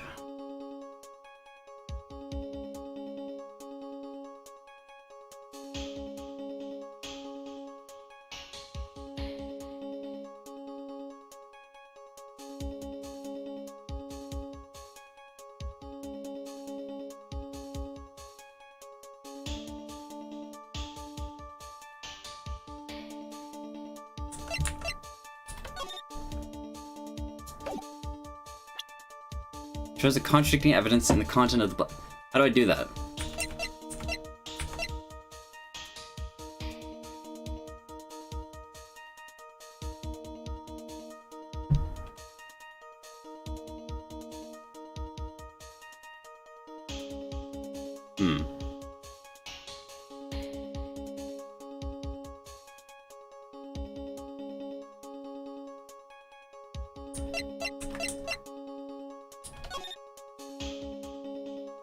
can't present... Do I do this one? Mask to Mask stole the gem. This one. Take a good look at this newspaper clipping. It contains a picture of the Tear of Emanon, the stolen jewel. What about it? Problem is the jewel's color. Color? Not much for discussing color myself. According to the clipping, the color of the stolen jewel was blue. However, in the blackmail letter, a totally different jewel is mentioned. I'll take that red diamond you received the other day. Red? Which means, the red diamond described in the blackmail letter is not the Tear of Emanon that Mask to Mask stole at all. And your point is, Mr. Trite? What are you trying to say, that this blackmail letter was intended for someone else? That's what you're trying to say, right, Trite? Is that what you're trying to say, right, Mr. Wright? Well, is that what you're trying to say, right, Nick? Yes. This is who Kane Bullet was actually blackmailing. Oh, Kane was trying to pull a fast one on Luke. Naturally, it was you, Detective Atme. Do you have some sort of basis for that claim? Yeah, on your fucking hand. You've been personally involved in every single Mask to Mask case. And in the last case, you recovered what was stolen. And received a jewel. As your reward. A jewel? Probably the one wrapped conspicuously around your finger. That red diamond ring. That is the red diamond. That is the diamond referred to in the letter. Which means that Kane Bullet wrote the letter in order to blackmail you. Ah! Order. Order in the court. Order, I say. It seems you've gone too far with your childish pranks, Mr. Trite. Uh-oh. I don't like the way you said that. Kane Bullet blackmailing Luke Atme. You for real? Yes, I am. Nick, come on, stand up to him. Then answer me this. The blackmail letter contained the following passage. You don't want your identity revealed to the world. Yes, certainly does. Kane Bullard threatened to make Luke Atme's identity public knowledge. An identity he wanted to keep a secret. So just what was that identity? Atme killed Kane Bullard because he was afraid of his secret becoming known. What was the identity he wanted to keep a secret? This is what it all comes down to, Nick. Identity Luke Atme wanted to so desperately keep hidden was... a blackmailer. Luke Atme was a blackmailer. Objection. Hey now, isn't that a little different from what you've been saying? You said that Kane Bullard was the one blackmailing Luke Atme. You saying that Atme was blackmailing someone else on top of that? You have to admit, that does sound a little odd. Not that odd. It's the only thing that makes any sense. Kane Bullard was blackmailing Luke Atme. But Rondelette was also being blackmailed by a certain someone. Did you start receiving blackmail letters after this incident? Yes, just a few days after the Tear of Emanon heist. After that, I started getting all the plans in the mail.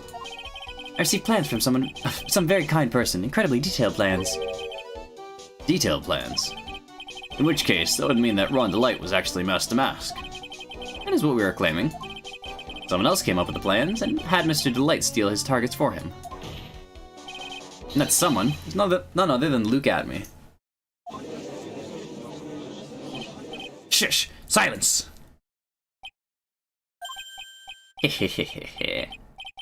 Now I see it's all becoming clear. What is? When you were in grade school, you received the same report card every year. Careless with a tendency to jump to conclusions. Am I wrong? How did you... Phoenix.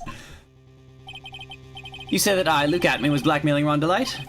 In which case, I would naturally know all about his relation to Mask to Mask. Well, yes. Ron Delight started receiving the plans from his second crime onward, correct? Which means I learned of his identity when he committed that first crime. Good point. You certainly couldn't have blackmailed him otherwise. In that case, let's see some hot, bitter evidence. During the first crime, how did Look At Me know that Ron DeLite was Mask to Mask?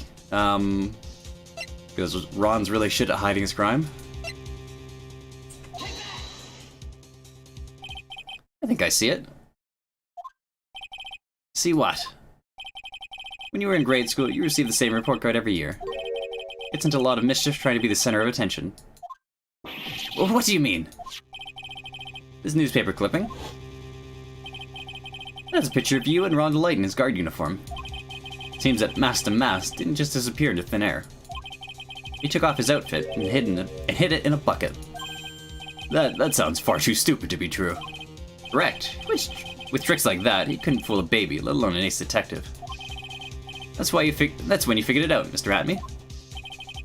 That's when you learned that under his mask, Mask to Mask was really Ron DeLite. Wasn't he supposed to be Mask to Mask? Not only that, it looks like he wasn't even an ace detective. Can't believe it, he was just a slimy blackmailer. What a fraud. Trying to pass himself off as an ace detective. Why, how dare you expose me like that? Why, I mean, I never blackmailed anyone in my life. I'm a famous and proud ace detective, and also Mask to Mask. Why can't you understand that? I'm afraid you are neither a proud thief nor an ace detective. You're a blackmailer and a murderer. That is your true identity. Well, why you? How dare you? Slowly, Debs, why did you try to do such a thing with your nose and big mouth of yours? You're real fools. Fools, I said. Not even compared to my genius. You're really jealous. So go on, desecrate me. Come to... Ace detective cannot handle me. Blackmailer, murder, threats. Get off... Oh, fuck. You're talking faster than fucking... Fucking faster than Wendy Oldbag. Good lord.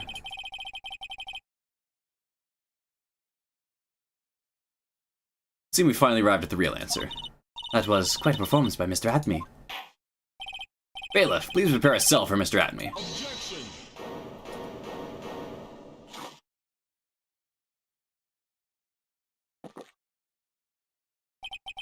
A hammer that strikes too fast has no time to aim. What do you mean? I'm already prepared to deliver my ruling. Allow me to say one thing. I will be the one to judge. You don't get much more than in your face than that. It appears that your claws weren't sharp enough, Mr. Trite. What do you... True that you've proven a lot of things. Things that Look At Me was a filthy blackmailer. And that he wasn't that Lord the Tailor the night of the murder. That's right, that's why he's the one who killed Mr. Bolt. But... still one thing you've yet to prove. What's that? Just because he wasn't at the warehouse doesn't mean that he was at the murder scene. Therefore, if you can't prove that this pitiful excuse for a man was at KB security, then I don't see how a verdict can be delivered. No way. God damn it. Order in the court. Well, Mr. Wright, This is it. This is the final round. Gotta prove that Atme was at Bullard's office on that night. But can you really prove that? that's long enough. Mr. Trite, I want to hear your answer. That night, Luke Atme was at KB Security, and the defense...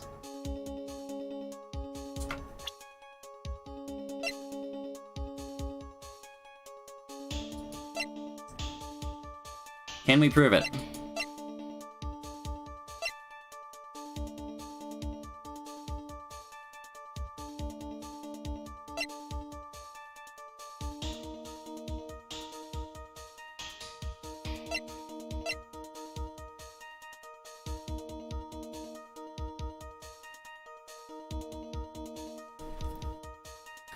Can we prove that Luke Atme was at KB Security? I think we can with the brooch.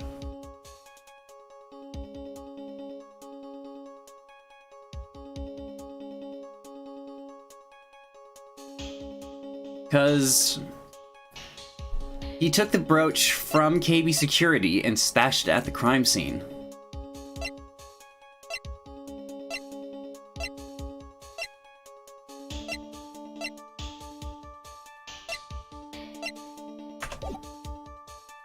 I'll save it here.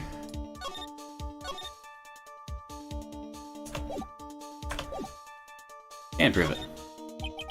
Defense can prove it with evidence. You sure? Ha! Don't you worry. I'll watch over you. As you break down and fall to pieces. Very well then, let's see this proof. Luke at me was a KB security that night.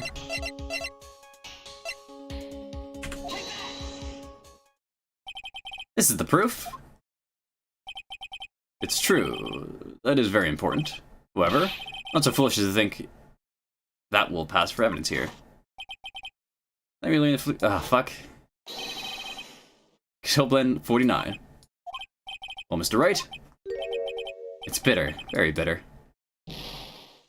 What? Don't give up now. I guess I can't prove it. God damn it.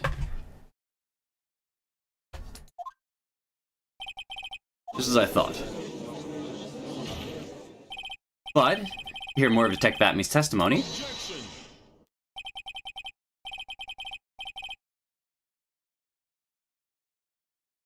Fortunately, that's as far as you go, Mr. Trite. What do you mean? Won't allow for any more testimony. That's what I mean. What? Have you forgotten? Luke Atmy is here after we interrupted his own trial. And you have failed to prove that he committed a murder. I think it's time for this witness to return to his own trial. And face his guilty verdict as mask to mask. No. Well now, Sir Laura, it seems that love wins out in the end after all. I am the ace detective as well as mask to mask. My verdict will verify that. Fucking...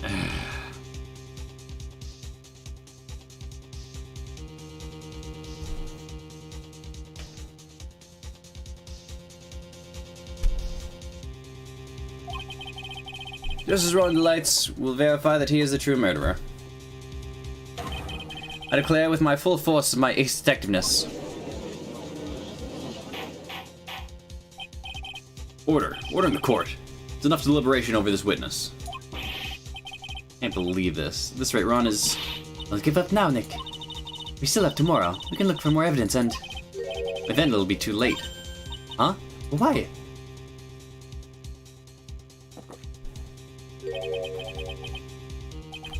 Double jeopardy.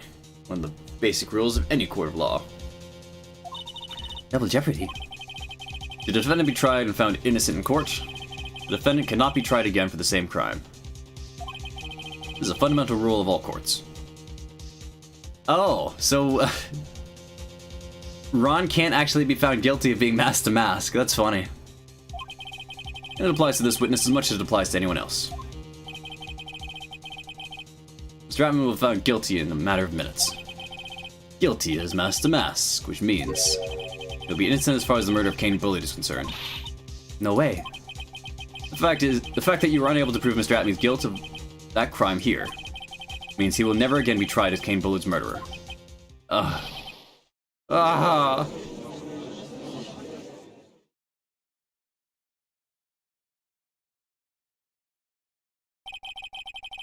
I think I can possibly do to win. If Ron is proclaimed innocent, the real killer, Luke Atmy, will go free. You cross-examined every statement the witness has made here today. And as long as there is no more testimony, I'm afraid I have to declare there will be no further questioning of this witness. Are there any objections?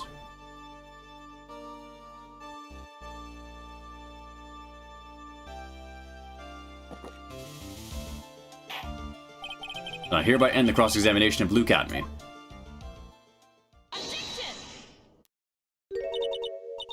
I think I see it. Your Honor, when you were a child, this is what you received on your report card here. Has poor hearing and often makes mistakes as a result. How did you? Phoenix, raise your head up high. Have you forgotten what I used to tell you? A lawyer is someone who smiles no matter how bad it gets. That voice? No way. Long time no see, Phoenix. Mia! Welcome back. True power with great channel like... Yeah, I know this. My mentor, Mia Fey. Now, let's do this. But there's nothing more we can do, Mia. I don't need any more testimony. I can't cross-examine... Not yet. The testimony's not over yet. What do you mean? Your Honor, just now, you said something very interesting. You have cross-examined every statement the witness has made today. Yes, that's true, but... Unfortunately, Your Honor, you're forgetting something. Earlier, after the last cross-examination, this witness made a number of remarks. Ace Detective as well as Master Mask. My verdict will verify that. Run the lights will verify that he is the true murderer. With full force my Ace Detectiviness. Yes, but these comments appear to have no importance whatsoever. Very well, then shall we prove their importance for your cross-examination? At any rate, as long as the witness has made these remarks, we, the defense, assert our right to question them. Is that alright with you, prosecutor? Is something the matter, Mr. Godot? Nothing. Oh, Sir Lawyer, looks like you're one step too late. I think such falsehoods would do anything to me. Look at... Let's hear it. Huh? It's true the witness made some remarks. So then, let's hear this last bit of cross-examination. Mr. Godot, what do you... Very well then, Mr. Luke Acme. Won't you allow the defense to cross-examine your earlier remarks? Defense would like to hear why you declared the defendant to be the true murderer. So please, give us one last bit of testimony. Phoenix, this is it. This is our absolute last chance. Yes, Chief. The last testimony. That's it. Ace Attorney's over after this. Indeed, it is true that I was not at Lurley Taylor. I had to leave to see about another vitally important job request. I had known about the date beforehand, so I had this photograph readied.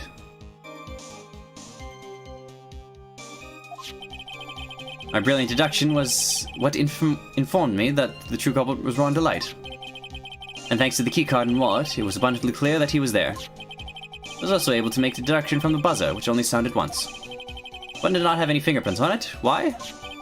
The victim would have left prints if he sounded it, which means the killer sounded it.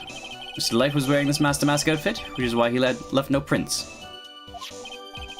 In the blackmail letter, the victim just likely mistook the color of the jewel. Zavadi. Therefore, all the evidence points to that poor boy.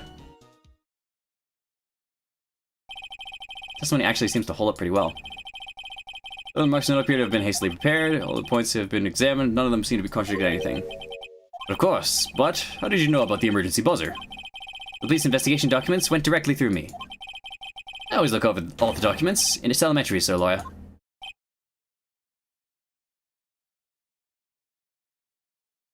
What?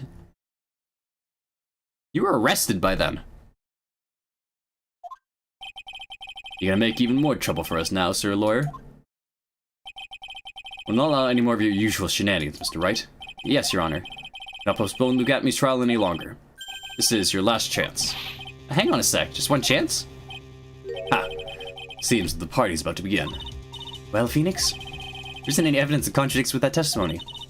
So it would seem. What do you mean, so it would seem? Listen, Phoenix, pointing out contradictions doesn't always mean you have to present evidence, does it? At any rate, this is our last chance. You can't point out case-breaking contradiction. You lose. That's all there is to it. Cup number 17, the last cup. Seems like the time has come to put an end to this trial. Find a fatal contradiction in testimony, and I need to point it out without presenting evidence. All I can do is find a contradictory remark and press it. Remember, you only get one chance. Well then, Mr. Wright, you may begin your final cross-examination.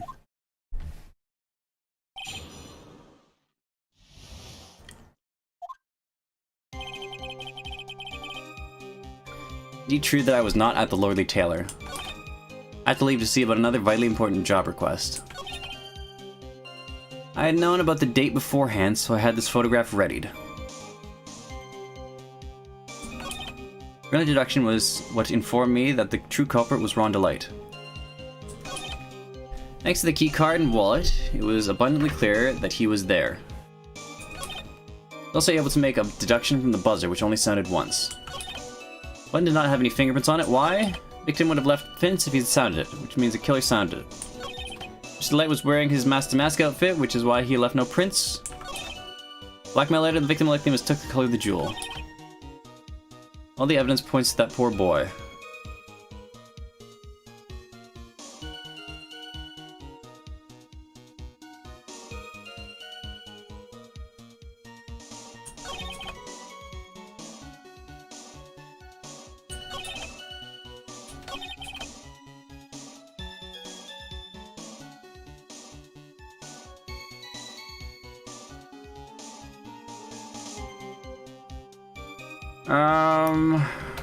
Hmm.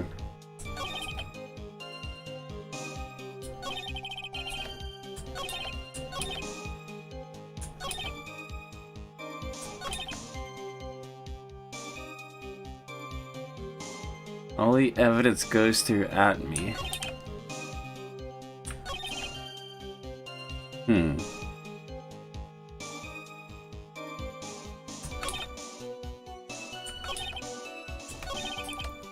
Next to the keycard and wallet, it was when clear what was there. Also able to make a deduction from the buzzer, which only sounded once. One did not have any fingerprints on it. Why? Victim would have left prints it sounded, which means the killer sounded it. Mr. Delight was wearing his mask to mask outfit, which is why he left no prints. How do you know? How do you know about his outfit? You weren't there for that part of the trial. That was something that was revealed during the trial. Like during that was during Ronnie's first testimony. Like of the day. You were in court too. That wasn't evidence. Mr. Atme, about this last remark. Objection. You still don't get it, do you, Trite? This isn't the time to be pressing the witness on every little statement. I'm afraid you're the one who still doesn't get it, Mr. Godot. What? Mr. Atme, it seems you have finally admitted that you were in the CEO's office on the night of the murder. How can you say that? Let's review your testimony, shall we, Mr. Atme? Button did not have any fingerprints on it. Why? Mr. Delight was wearing his mask-to-mask outfit. Is that correct? Indeed, that's what I said. My deductions are absolutely foolproof. More like your deductions prove that you're a fool. I'm sorry, whatever do you mean?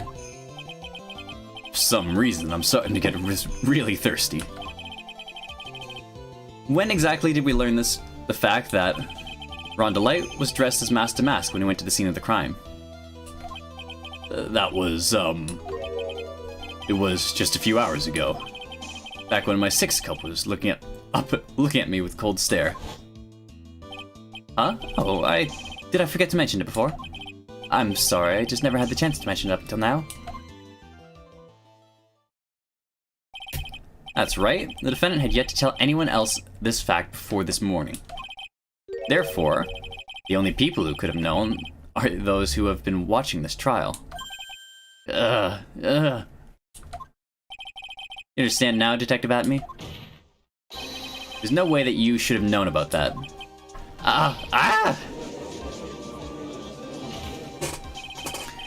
You were in the next courtroom being tried as mask to mask. So then, enlighten us. Just how did you know that piece of information? Well... Come on, this detective must have known about it. He probably had plenty of chances to find out beforehand. It's those chances that I want to discuss next. That night, Mr. Delight was wearing his mask-to-mask outfit.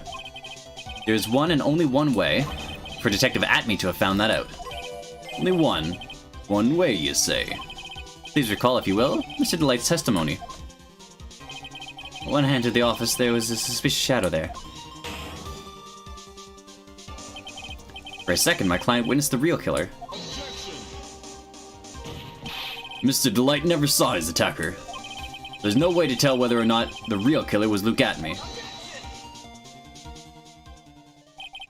It's with that statement that I'll turn this case on its head. Just what are you implying? Mr. Delight saw the real killer, correct? Now if you turn the statement around, it stands to reason that the real killer had also seen Ron Delight.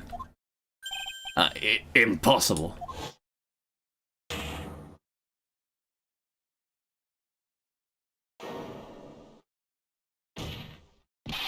Detective Atme, you saw Master Mask at the murder scene that night. You saw him when you killed Kane Bullard and assaulted Ron Delight. That was the only way you could have known what Ron was wearing.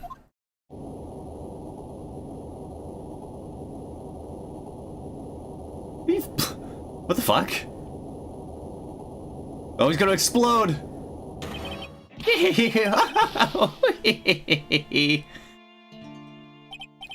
Take a good look, everyone!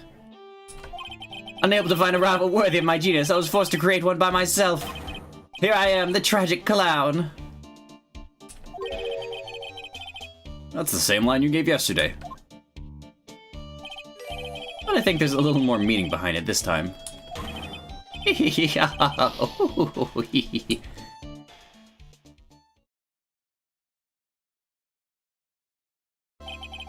What an awfully complicated incident. You can fucking say that again. Kane Bullard was blackmailing Luke Atme, who was in turn blackmailing Ron Delight. And upon killing his blackmailer, Luke Atme tried to frame Ron Delight. He then claimed to be guilty as Master Mask in order to escape his true crime. And to that end, he came up with this plan. He used the double jeopardy rule when making his alibi. At any rate, it would seem we finally found the truth. Excuse me. I came perilously close to besmirching the record of an innocent young man. God damn it, Judge. Besmirching him with the title of murderer. Don't ignore me! Oh, I didn't realize you were there. Why wouldn't he be? About the verdict. I know. You never committed any murder. That's right, I'm so glad you understand that, but... I really am Master Mask! Huh? So, thanks to that trial yesterday, I'm innocent now, right? What was it you said? The double jeopardy? Now that you mention it. I've been careless. Careless. What do you think, Mia? As the defendant says, the rule of double jeopardy is absolute. A defendant can never be tried twice for a crime in which he was once found innocent. Then, Master Mask is really innocent? It would seem so. For now. For now? Yeah, I mean, he's probably not going to stop stealing. He's not good enough to do it himself. Now then, this court finds the defendant not guilty. Hey!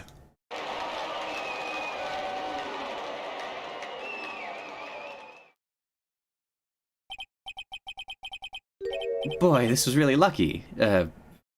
Wait, This isn't so good after all. You see, the thing is, I still am Master Mask after all.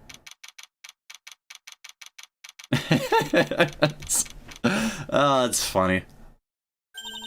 You did it, Phoenix. Thanks, Mia. Been a long time, hasn't it?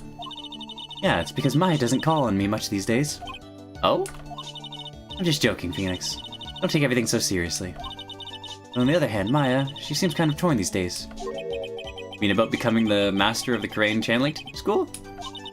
Becoming the master means saying goodbye to our mother. Misty Faye, right? Watch over her, will you, Phoenix? Of course. Well then, see you around. Mia? Mr. Wright. I don't know what to say. Congratulations, Mr. Delight. Thank you so much. No, wait. Nothing really matters anymore, though, now that all this has happened. Come on, just be happy already. Maya.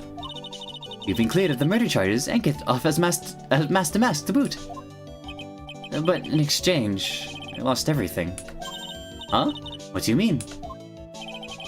Stealing security information from KB Security, becoming Master Mask. I did it all for one reason, for her. You mean your wife, Desiree? She hates criminals more than anything. Come to think of it, she was once held hostage by some robbers, wasn't she? She always said how she hates sneaky criminals. I knew that, but... Once I got fired from KB Security and lost all the money I had, she wouldn't have any reason to stay with me. Aw, Ron! I thought she would leave me for sure. So that's why you became Master Mask? Yes, but it's all over now. A broken bowl can never be put back together. That's not true, right, Nick? Right. Really? Can we go back to the way things were? You'll be fine. Nick can prove it. I can? I wish you'd check with me first. Even if the bowl is broken, there's always a way to put it back together.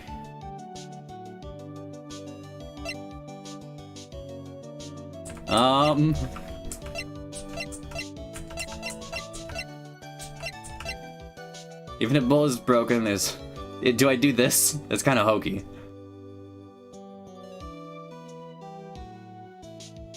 I guess the Sacred Urn. It's a little bit hokey, but okay. The Sacred Urn. Ezzy was the one who found this. Desiree, your wife. She's always believed in you, Ron. That's why you'll be fine. You don't have to worry about anything. There you are. Miss Delight. You did it, Ronnie. You're innocent. I'm so happy. Thank you. I appreciate that, but, I suppose you don't want anything more to do with me, do you? Ronnie, why didn't you talk to me about what was going on?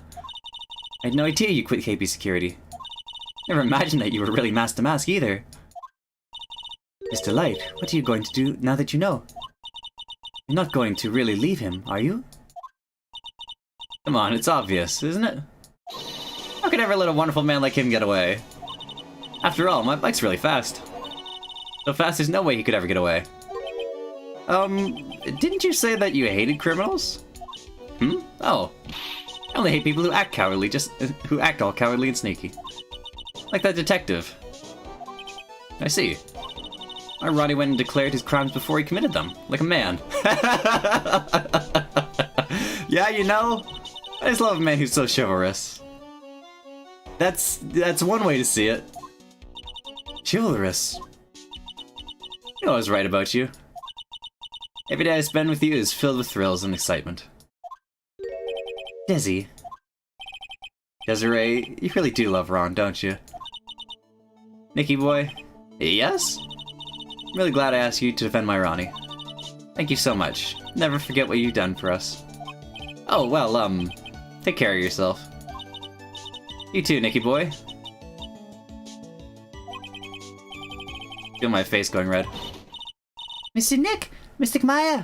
Congratulations! Talk about bad timing. Mr. Nick, how could you? With another man's wife, in front of Mystic Maya! No, you got it wrong. I'll never forgive you. Never. Never. Fuck. Shit kicked out of you by a 9-year-old, Phoenix. Just as the case came to a close, so too did my Did you actually get knocked out by a 9-year-old? Ron said a broken bowl can never be put back together. I know that's not true. I mean, just look. Ah, that's so sweet. Look at it. Oh, it's so cute. He's a perfect example of that one that was put back together even better than before.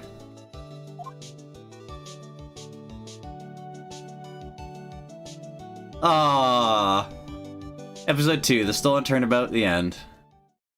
That is adorable. Brand new episode has been added. Recipe for a turnabout. We'll get a quick look at this. Save it here, and then we'll pick it up next week.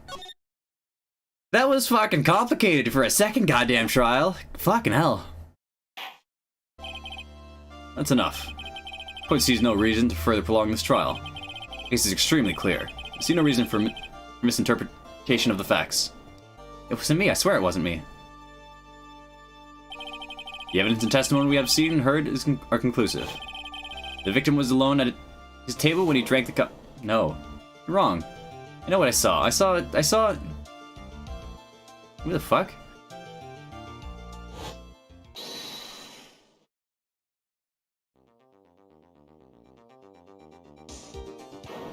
I saw someone else there. A man. He's the real killer.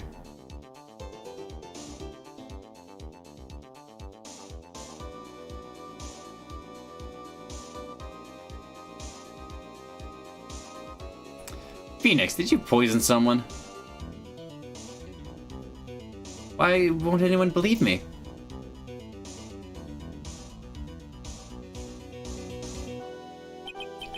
Well, I'd say that pretty much wraps up this case, wouldn't you? Mr. Wright? Go find the defendant. What the fuck? Court is adjourned. What? Inner sick.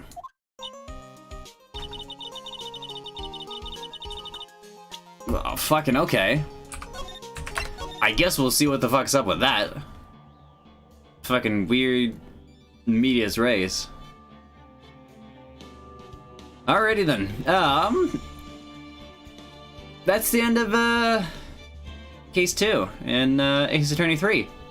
It was alright. It was fucking weird and cyclical, but I kind of liked it. I really like the Phantom Thief angle. I quite like Ron DeLite, and I really liked his wife Desi. They were very cute together. Luke Academy is a pretty good villain, and I'm really liking Godot so far. He's a cool antagonist. So yeah, that'll be up for this stream here. We'll see what the fuck happens in Chapter 3. It looks fucking wild. So yeah, thanks for hanging out. I'll take a break tomorrow. Thursday, I don't know what I'm doing Thursday. I might be kick on some Opus Magnum and fiddle about with that. It could be fun. We'll see how I'm feeling though. Thanks for hanging out.